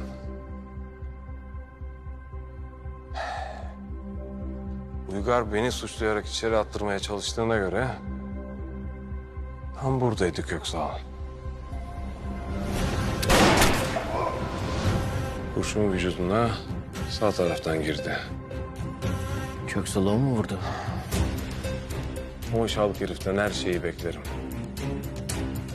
Tabii önce balistik incelemeye bakmak lazım. Kurşunun geliş açısına baktığımızda sağ taraftan ve biraz üst açıdan ateş edilmiş olması lazım. Yani şu taraftan.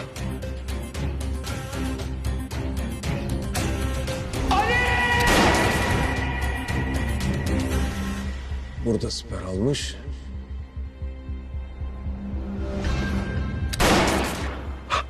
Ve ateş etmiş.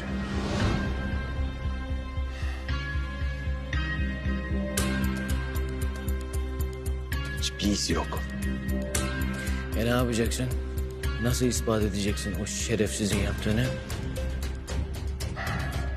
Köksal'ı vurduğu silahı bulmaktan başka şansımız yok.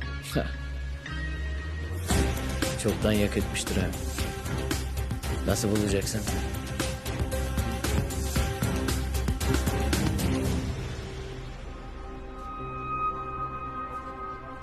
Anne.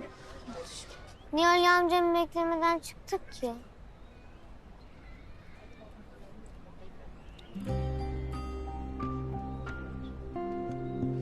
Özlem Hanım, bekletmedim umarım. Oğluşum sen biraz parkta oynamak ister misin? Evet. Hadi o zaman.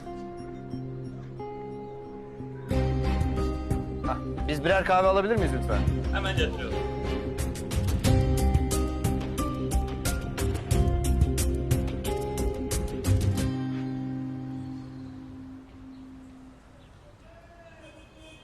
Hocam, geçmiş olsun. Sağ ol Hüdaverdi. Ben zaten senin suçlu olmadığını biliyordum. Bir insan sevdiğinin babasını öldürmez. Hele sen hiç öldürmezsin. Eyvallah. Ha hocam. Evde kimse yok. Özlem abla gitti. Nereye? Bilmem. Alican'ı da aldı gitti. Tamam sağ ol. Ali.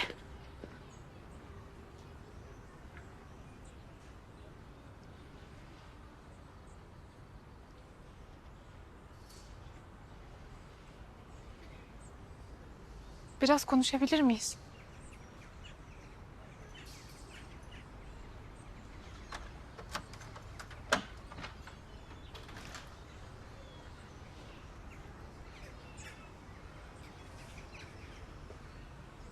Sevda abla. Kapıyı kapamadı. Kapı kapanmazsa hep bir umut vardır.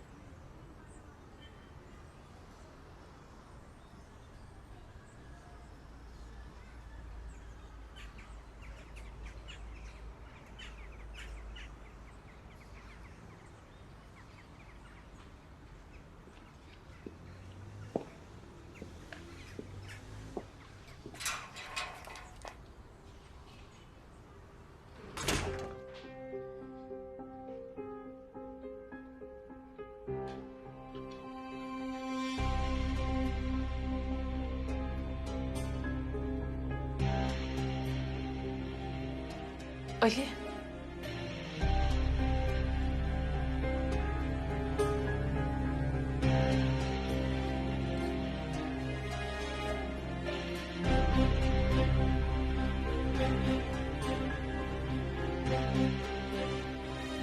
Babanın oğlumun katili olduğunu ne zamandır biliyordun Sevda?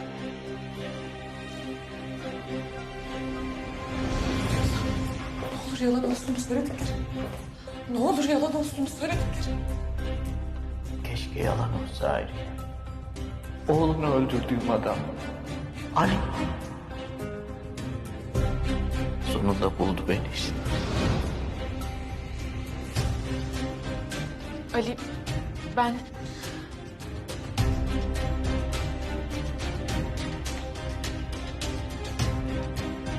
Sana bir soru sordum.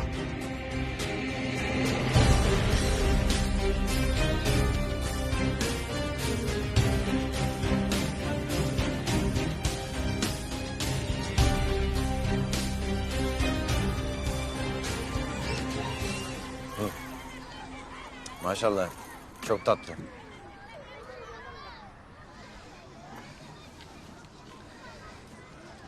Evet Uygar Bey. Bana oğlumu kimin öldürdüğünü söyler misiniz artık? Söyleyeceğim. Söyleyeceğim. Bir saniye.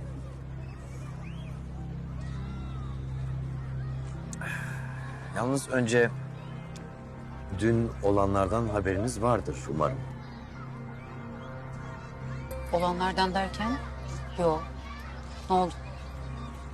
Ali Bey'in Köksal Eğilmez cinayetinin şüphelisi olarak gözaltına alınmasından bahsediyorum.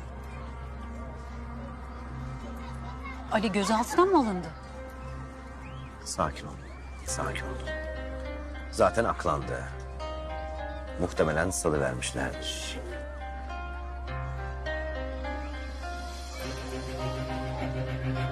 Zaten asıl mesele bütün bu olanların oğlunuzun ölümüyle ilgisi. Özlem Hanım, benim karım Sevda Eğilmez'in babası Köksal Eğilmez'dir oğlunuzu öldüren.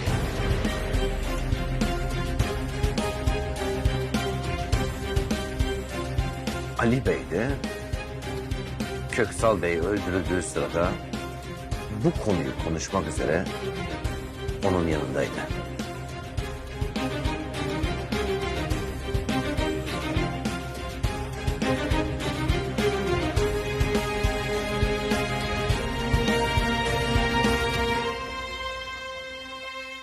Bunca zaman bu yüzden kaçmaya çalıştım senden. Sevda. Kaçmak yerine bana söylemeliydin. Niye söylemedin? İnsan bunu sevdiği adama nasıl söyleyebilir? Benim babam senin oğlunun katili nasıl diyebilirdim Ali? Yapamadım. Yapamadım. Korktum. Babamı öldürmenden korktum. Babamın katili olarak hapse girmenden korktum. Korktum.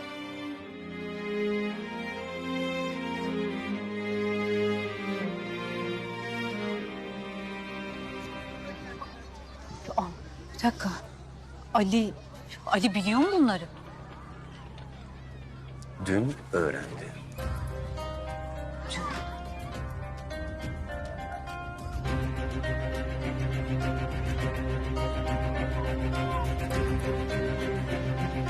Ben gideyim.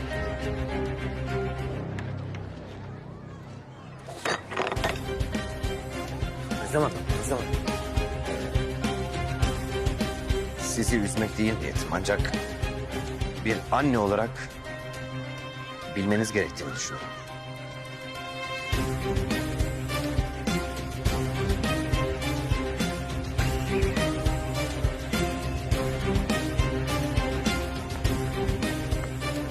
Anne.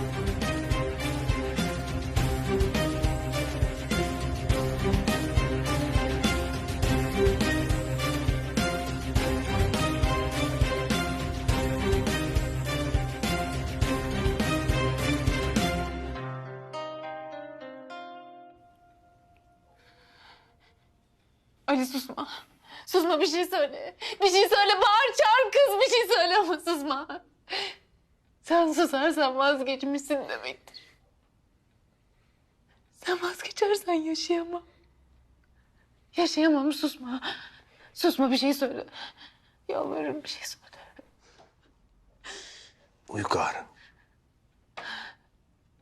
Bak yine Uygar'ın karısısın diyeceksen. Uygar da biliyordu değil mi?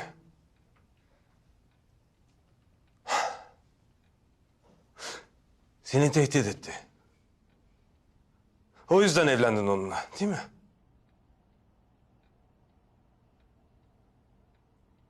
Evet.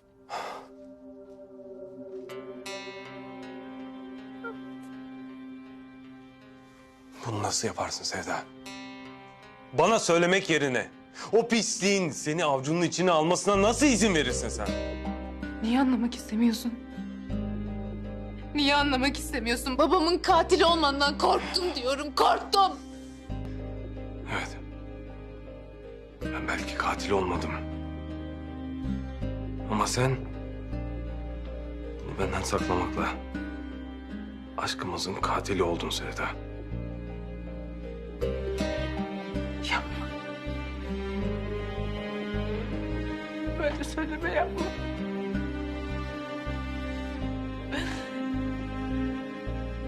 Ben seni sevmekten hiçbir zaman vazgeçmedim. Ve ne olursa olsun seni sevmekten vazgeçmeyeceğim.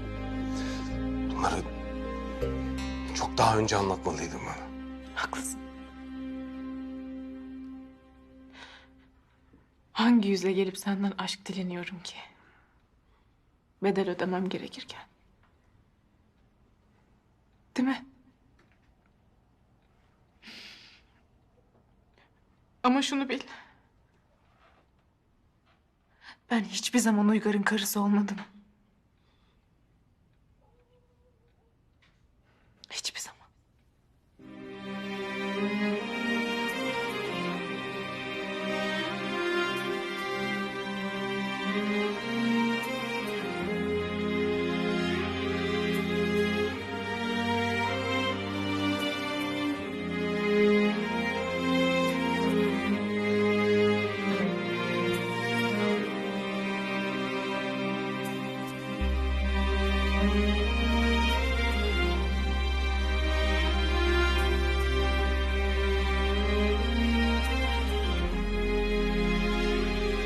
Hoşça kal.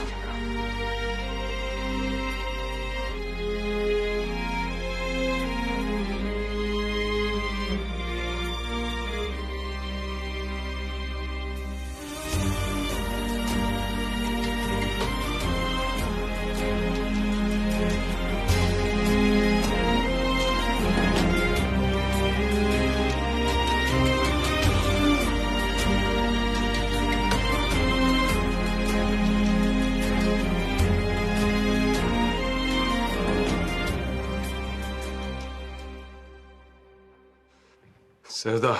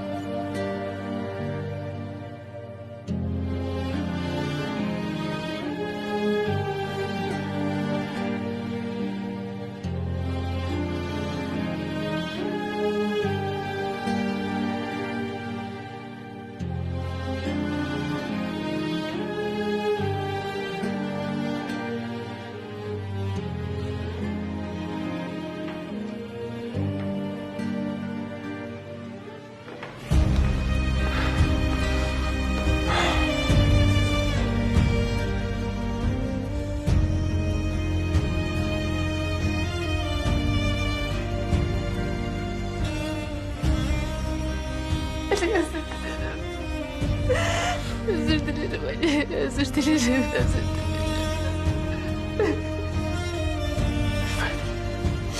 Hayır, hayır. Ben özür dilerim. Seni anlayamadım. O herifin seni korkutarak esir almasına engel olamadım Sevda. Ben özür dilerim. Senin bir suçun yok. Sen sadece babanın suçunun cezasını çektin.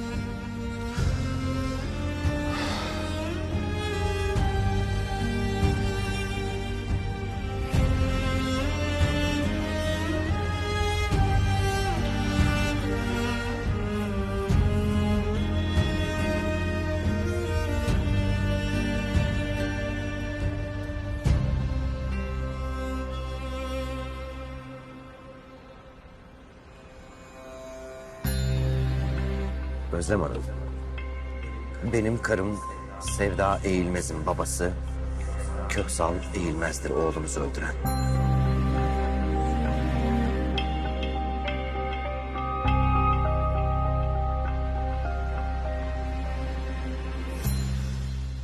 Şu ilk nakli bir başarılı olsun. Oğlum Allah'ın izniyle sağlığına kavuşsun. Özlem'i karşıma alıp söyleyeceğim. İlişkimizden bahsedeceğim. Ama bu kadar üzüntünün üstüne şimdi yapamam.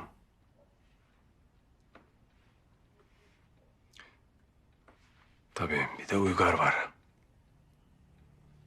Yaptıklarının hesabını soracağım ona. Nasıl yapacaksın bunu? Senin yardımına ihtiyacım var.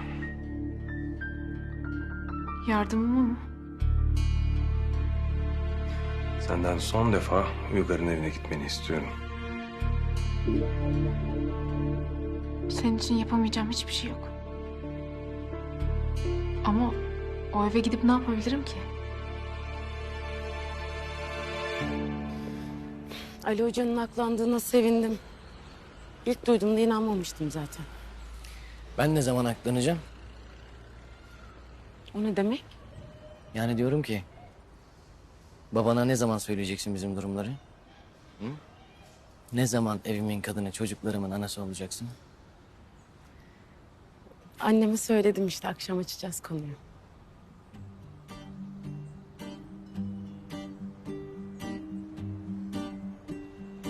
Allah be! O gün bugün ha? O büyük gün bugün. O zaman ben şey yaptırayım. Çiçek yaptırayım ben. Çikolata yaptırayım. Çikolata. Sakin ol. Nasıl bir çikolata yaptırayım? Şey yaptırayım ben. Böyle kocaman buket bir çiçek yaptırayım. Öyle geleyim ben. He? Tamam, önce bir babama söyleyelim, bir tamam desin. Desin. Hadi ben çiçek yaptırayım o zaman. Dur gel şey...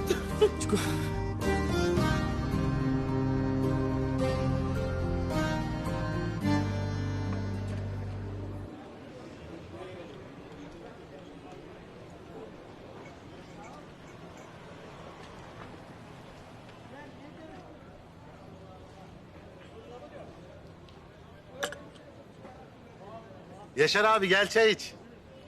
Gel gel.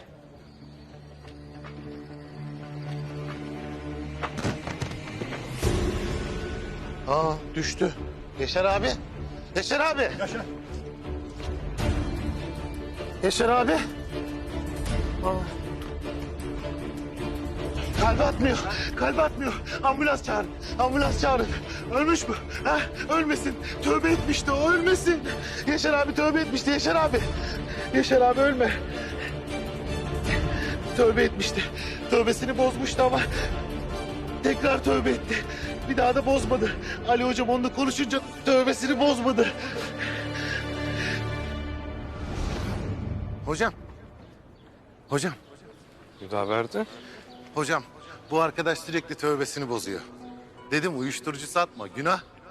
Dedi tövbe ettim saldım gitti. Sonra baktım ertesi gün yine uyuşturucu satıyor. Yine uyuşturucu satma günah dedim. Yine tövbe etti yine saldım gitti. Sonra duydum ki hocam bu yine uyuşturucu satıyormuş. Yine tövbe etti. Dedim yok sen sürekli tövbeni bozuyorsun. Artık hasta sayılırsın. Ali hocam seni bir görsün dedim. Cuma çıkışı cami avlusuna gel dedim. Gelmedi tuttum getirdim. Geldim hocam. İyi yapmışsın Hüdaverdi de önce bir ensesini bırak.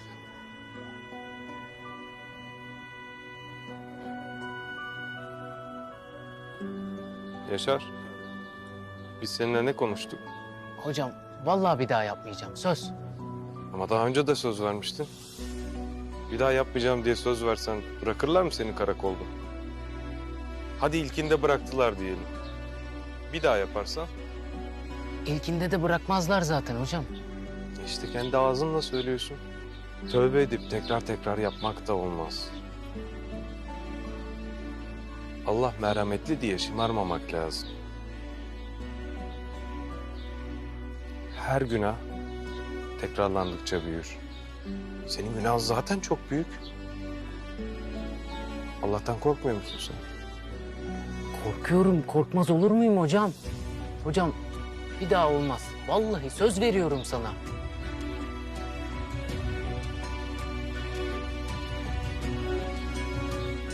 Tamam Müdaver. Bence Yaşar bizi anladı. Bırak gitsin. Ama bir daha aynı şeyi yaparsa artık bana getirmezsin, polise teslim edersin. Allah razı olsun hocam. Çok sağ ol.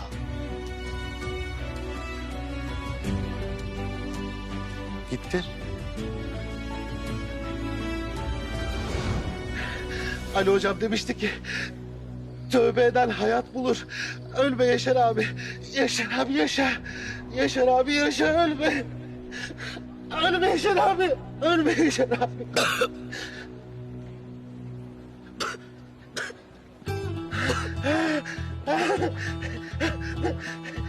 Tövbe etti. Hayat buldu. Bak ölmedi Yaşar abi. Hayat buldu bak. Ölmedi. Hayat buldu. Tövbe eder hayat bulur. Tövbe eder hayat bulur. Yaşar abi. Yaşar abi hayata döndü bak. Yaşar abi hayata döndü gördün mü? Ölmedi. Yaşar abi. Yaşar abi. Ambulans geliyor. Ambulans geliyor. Sen yorma kendini. Ne oldu bana? Bir daha bu malı asla kullanmam. Sen mal mı kullandın ya? Hani tövbe etmiştin sen? Tövbe etmedin mi? Tövbeni mi bozdun? Tövbe ettim. Tövbe ettim. Cüda verdim. Allah seni bana gönderdi. Sağ ol. Tamam. Sen yorma kendini. Şimdi ambulans gelecek tamam mı? Ambulans gelecek şimdi. Tamam. Özlem, neredesin sen? Telefonlarını da açmıyorsun. Alican nerede? Alican annemin evinde. Neden? Gitmek istemiyordu oraya, korkuyordu hani. Evet korkuyordu Ali. Burada kalırsa senin onu kötü adamlardan koruyacağını sanıyordu çünkü. Ama meğerse bu sırada oğlumun kahraman sandığı Ali amcası en kötü adama, abisi Süleyman'ın katiline kol kanat germekle meşgulmüş. Bak Özlem, o konu öyle değil. Dur. Dur daha bitmedi. Bu kahraman Ali amcanın oğulları o kadar umurunda değilmiş ki katilinin kızına aşık olmakta hiçbir sakınca görmemiş. Ha bir de bu yetmemiş. Bu yetmemiş. Onunla evlenmiş. Onu korumak için söylemedin değil mi? O kızı hayatında tutabilmek için gözümün içine baka baka sorma dedim. Anlatacaktım Özlem. Alican'ın iyileşmesini bekliyordum. Sakın, sakın bana oğlunu düşünen baba rollerini oynamaya kalkma. Senin bir oğlun daha vardı. Ve sen onun hatırasına en büyük ihanet ettin. Sana söylemiştim. Benden bir şey gizlersen sana ne yapacağımı söylemiştim. Yarın Alican'a ilk verdikten sonra hayatından çıkacaksın. Bir daha onu görmeyeceksin. Hayır Özlem, hayır. Bunu yapamazsın. Oğlumu benden bir kere daha ayıramazsın. Bunu ben yapmadım. Bunu sen yaptın.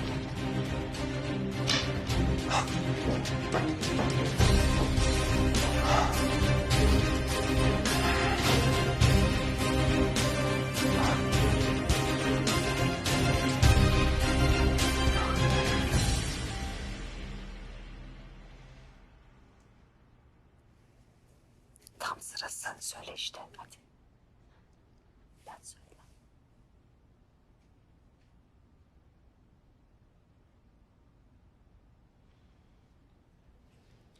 Baba, Efendim canım?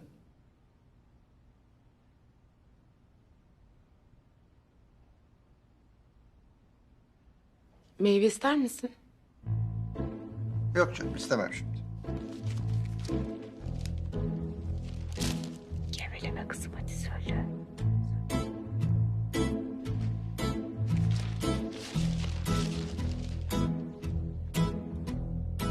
Baba, Efendim canım?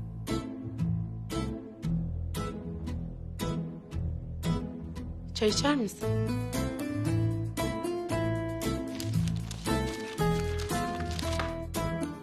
Sen önce ne söyleyeceksen söyle sonra çayımızı içeriz. Akşamdan beri kıvranıp duruyorsun bir şey söylemek için. Söyle bakalım.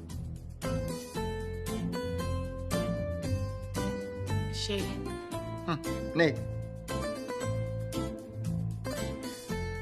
Pilot kızımıza evlenme teklif etmiş İlhancığım. Ya.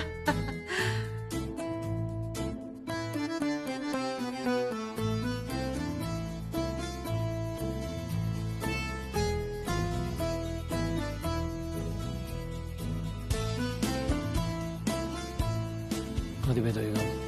Ver şu güzel haberi. İlhan Bey ne dedi acaba ya?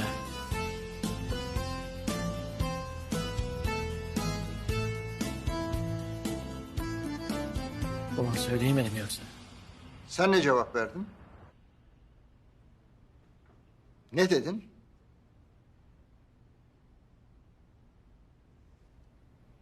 Evet dedim. Demek evet dedin. Bana hiç sormadan, babana danışma gereği bile duymadan evet dedin. Hayır İlhancığım. Seviyor kız. Ne desin çocuğa Allah aşkına ya? Ben kızımla konuşuyorum. Lütfen karışma.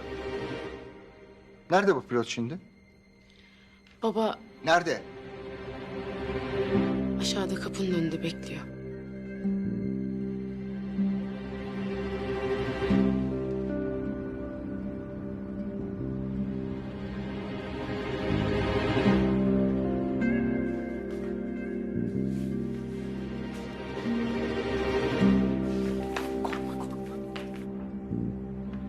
Pilot!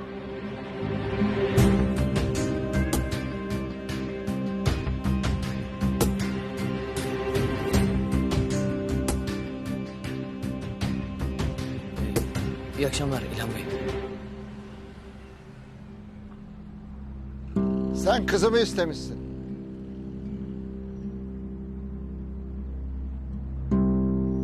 Şey ben... evet. Tabii sizin için de bir mahsuru yoksa. Var efendim.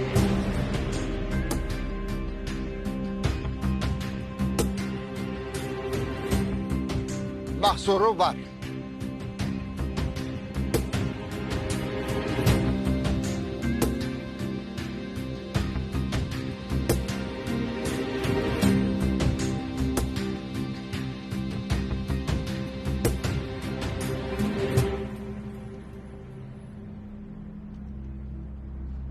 Oğlum, böyle kız mı istenir?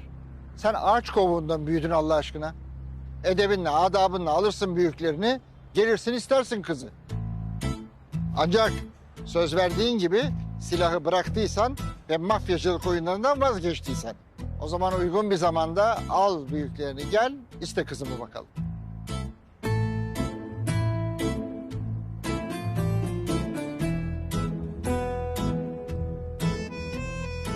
Allah be!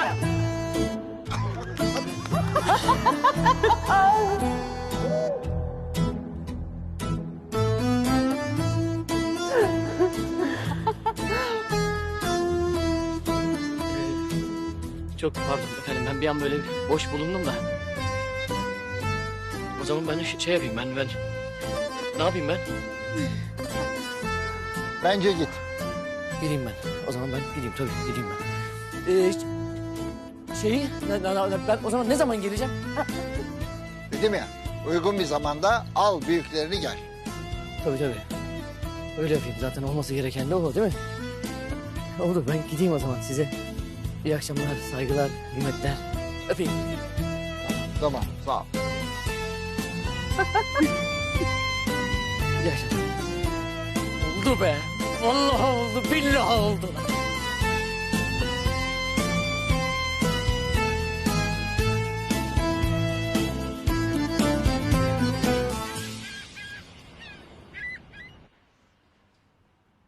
Her şey çok güzel.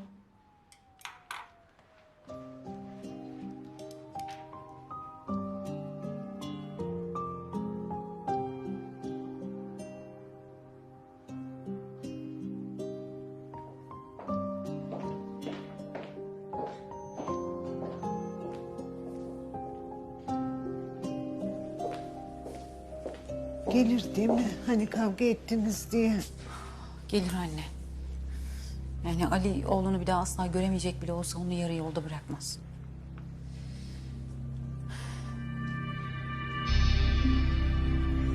Allah'ıma şükür.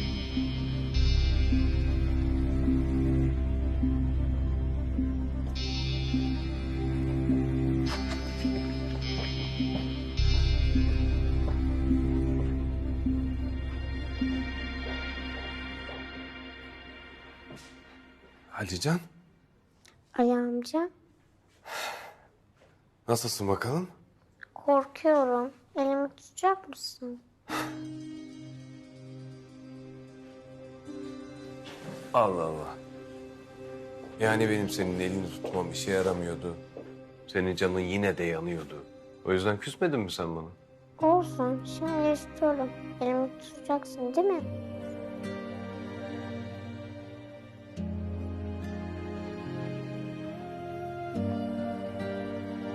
Tutacağım tabii. Tutacağım.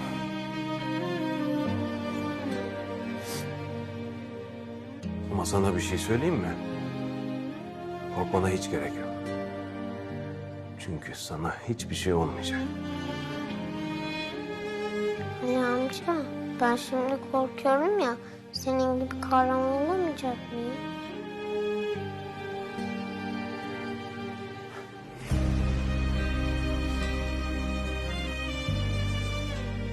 Sana bir sır vereyim mi Alican? Aslında herkes birilerinin kahramanıdır. Ben de mi? Evet. Sen de. Sen kimin kahramanısın biliyor musun? Annenin. Öyle mi?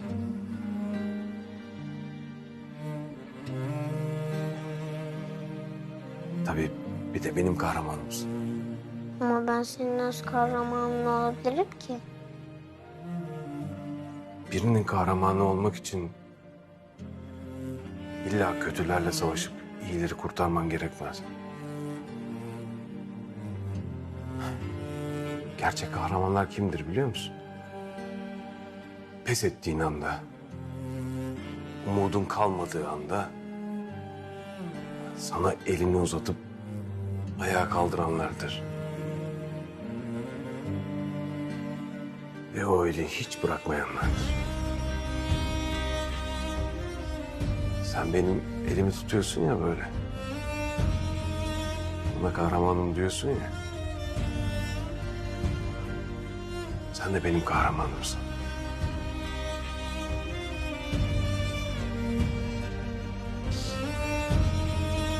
O yüzden Alican, asla pes etmek yok. Ne olursa olsun. Ne kadar korkarsak korkalım, asla pes etmeyeceğiz. Anlaştık mı?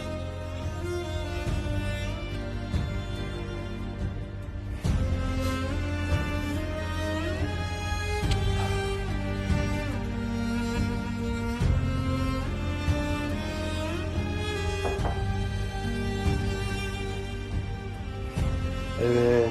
Hazır mıyız bakalım? Hazırız.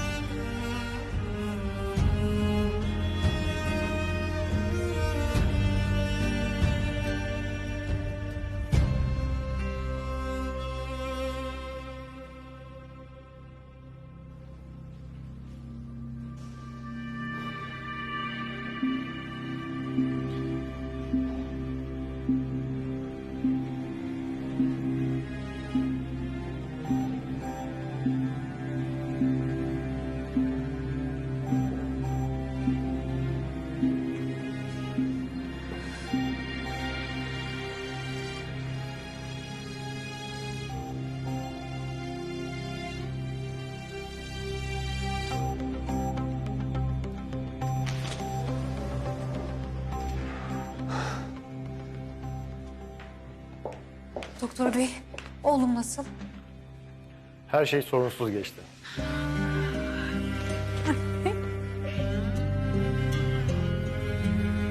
Bundan sonra inşallah Allah'ın izniyle iyileşme süreci.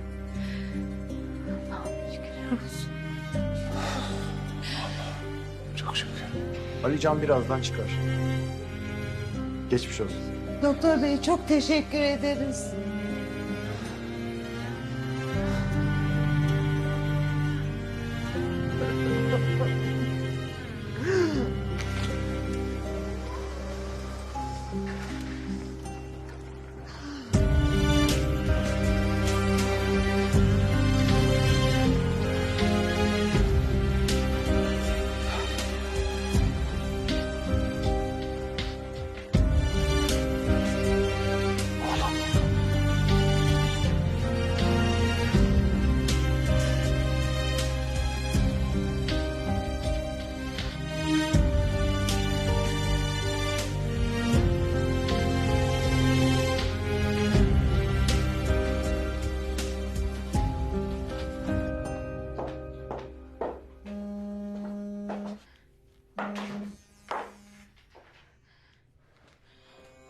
Ali?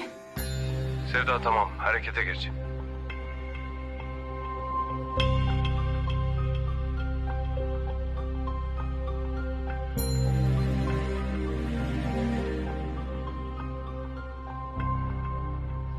Bir şeyler yiyip içseydiniz bari. Günlerdir midenize bir şey girmedi.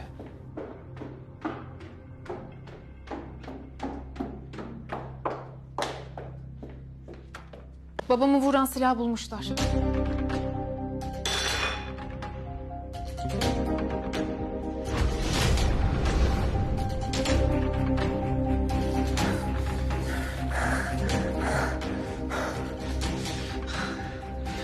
Ben Köksal değil, Ali'yi vuracaktım Sevda.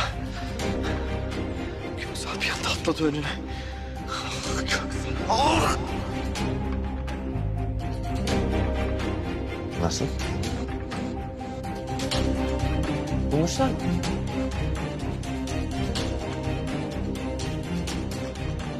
Kimden öğrendin? Polise gitmiştim. Bir gelişme var mı diye aradım. Kimmiş katili? Bilmiyorum. Silahın üzerindeki izlerden herhalde bulurlar kimin olduğunu. Benim bir toplantım vardı. Giderken polise uğrar, öğrenmeye çalışırım.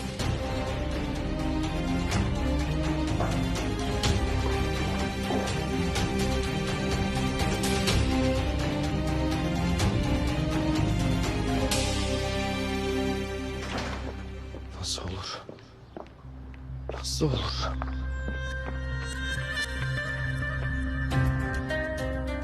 Uygar. Nereye? Ben yalnız gidiyorum Sarp.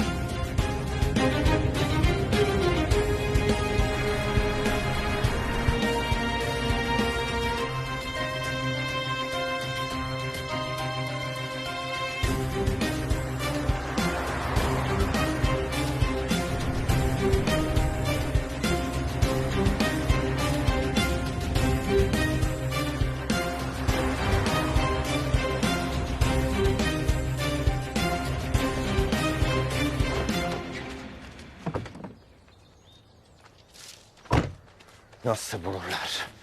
Bulamazlar, imkansız bu.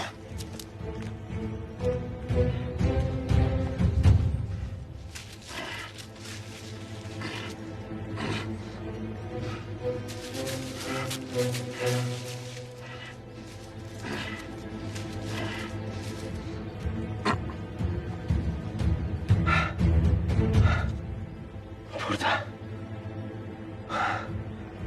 Bulamamışlar.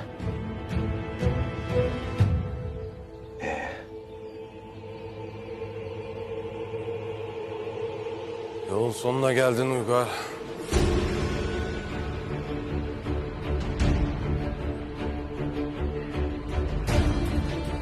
Sen...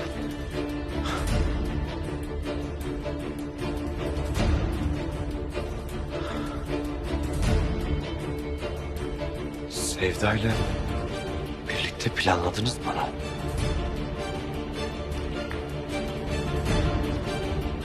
Bana oyun oynadınız.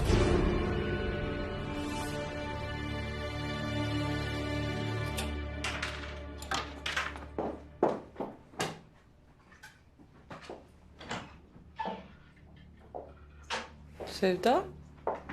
Aa, ne yapıyorsun? Hazırlan anne, gidiyoruz. Neden? Kocanın katilinin evinde yaşamak istemezsin değil mi?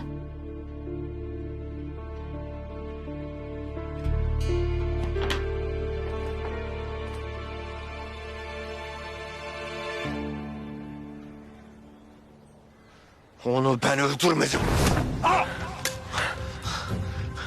İşim bitti Uygar. Dur. Yaptıklarının yanına kar kalacağını mı sandın Uygar? Geberteceğim seni. Dur öldürme beni. Dur.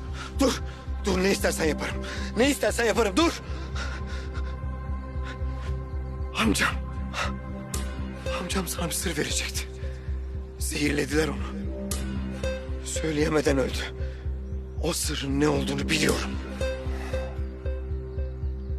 Eğer beni öldürmezsen sana kardeşinin kim olduğunu söylerim.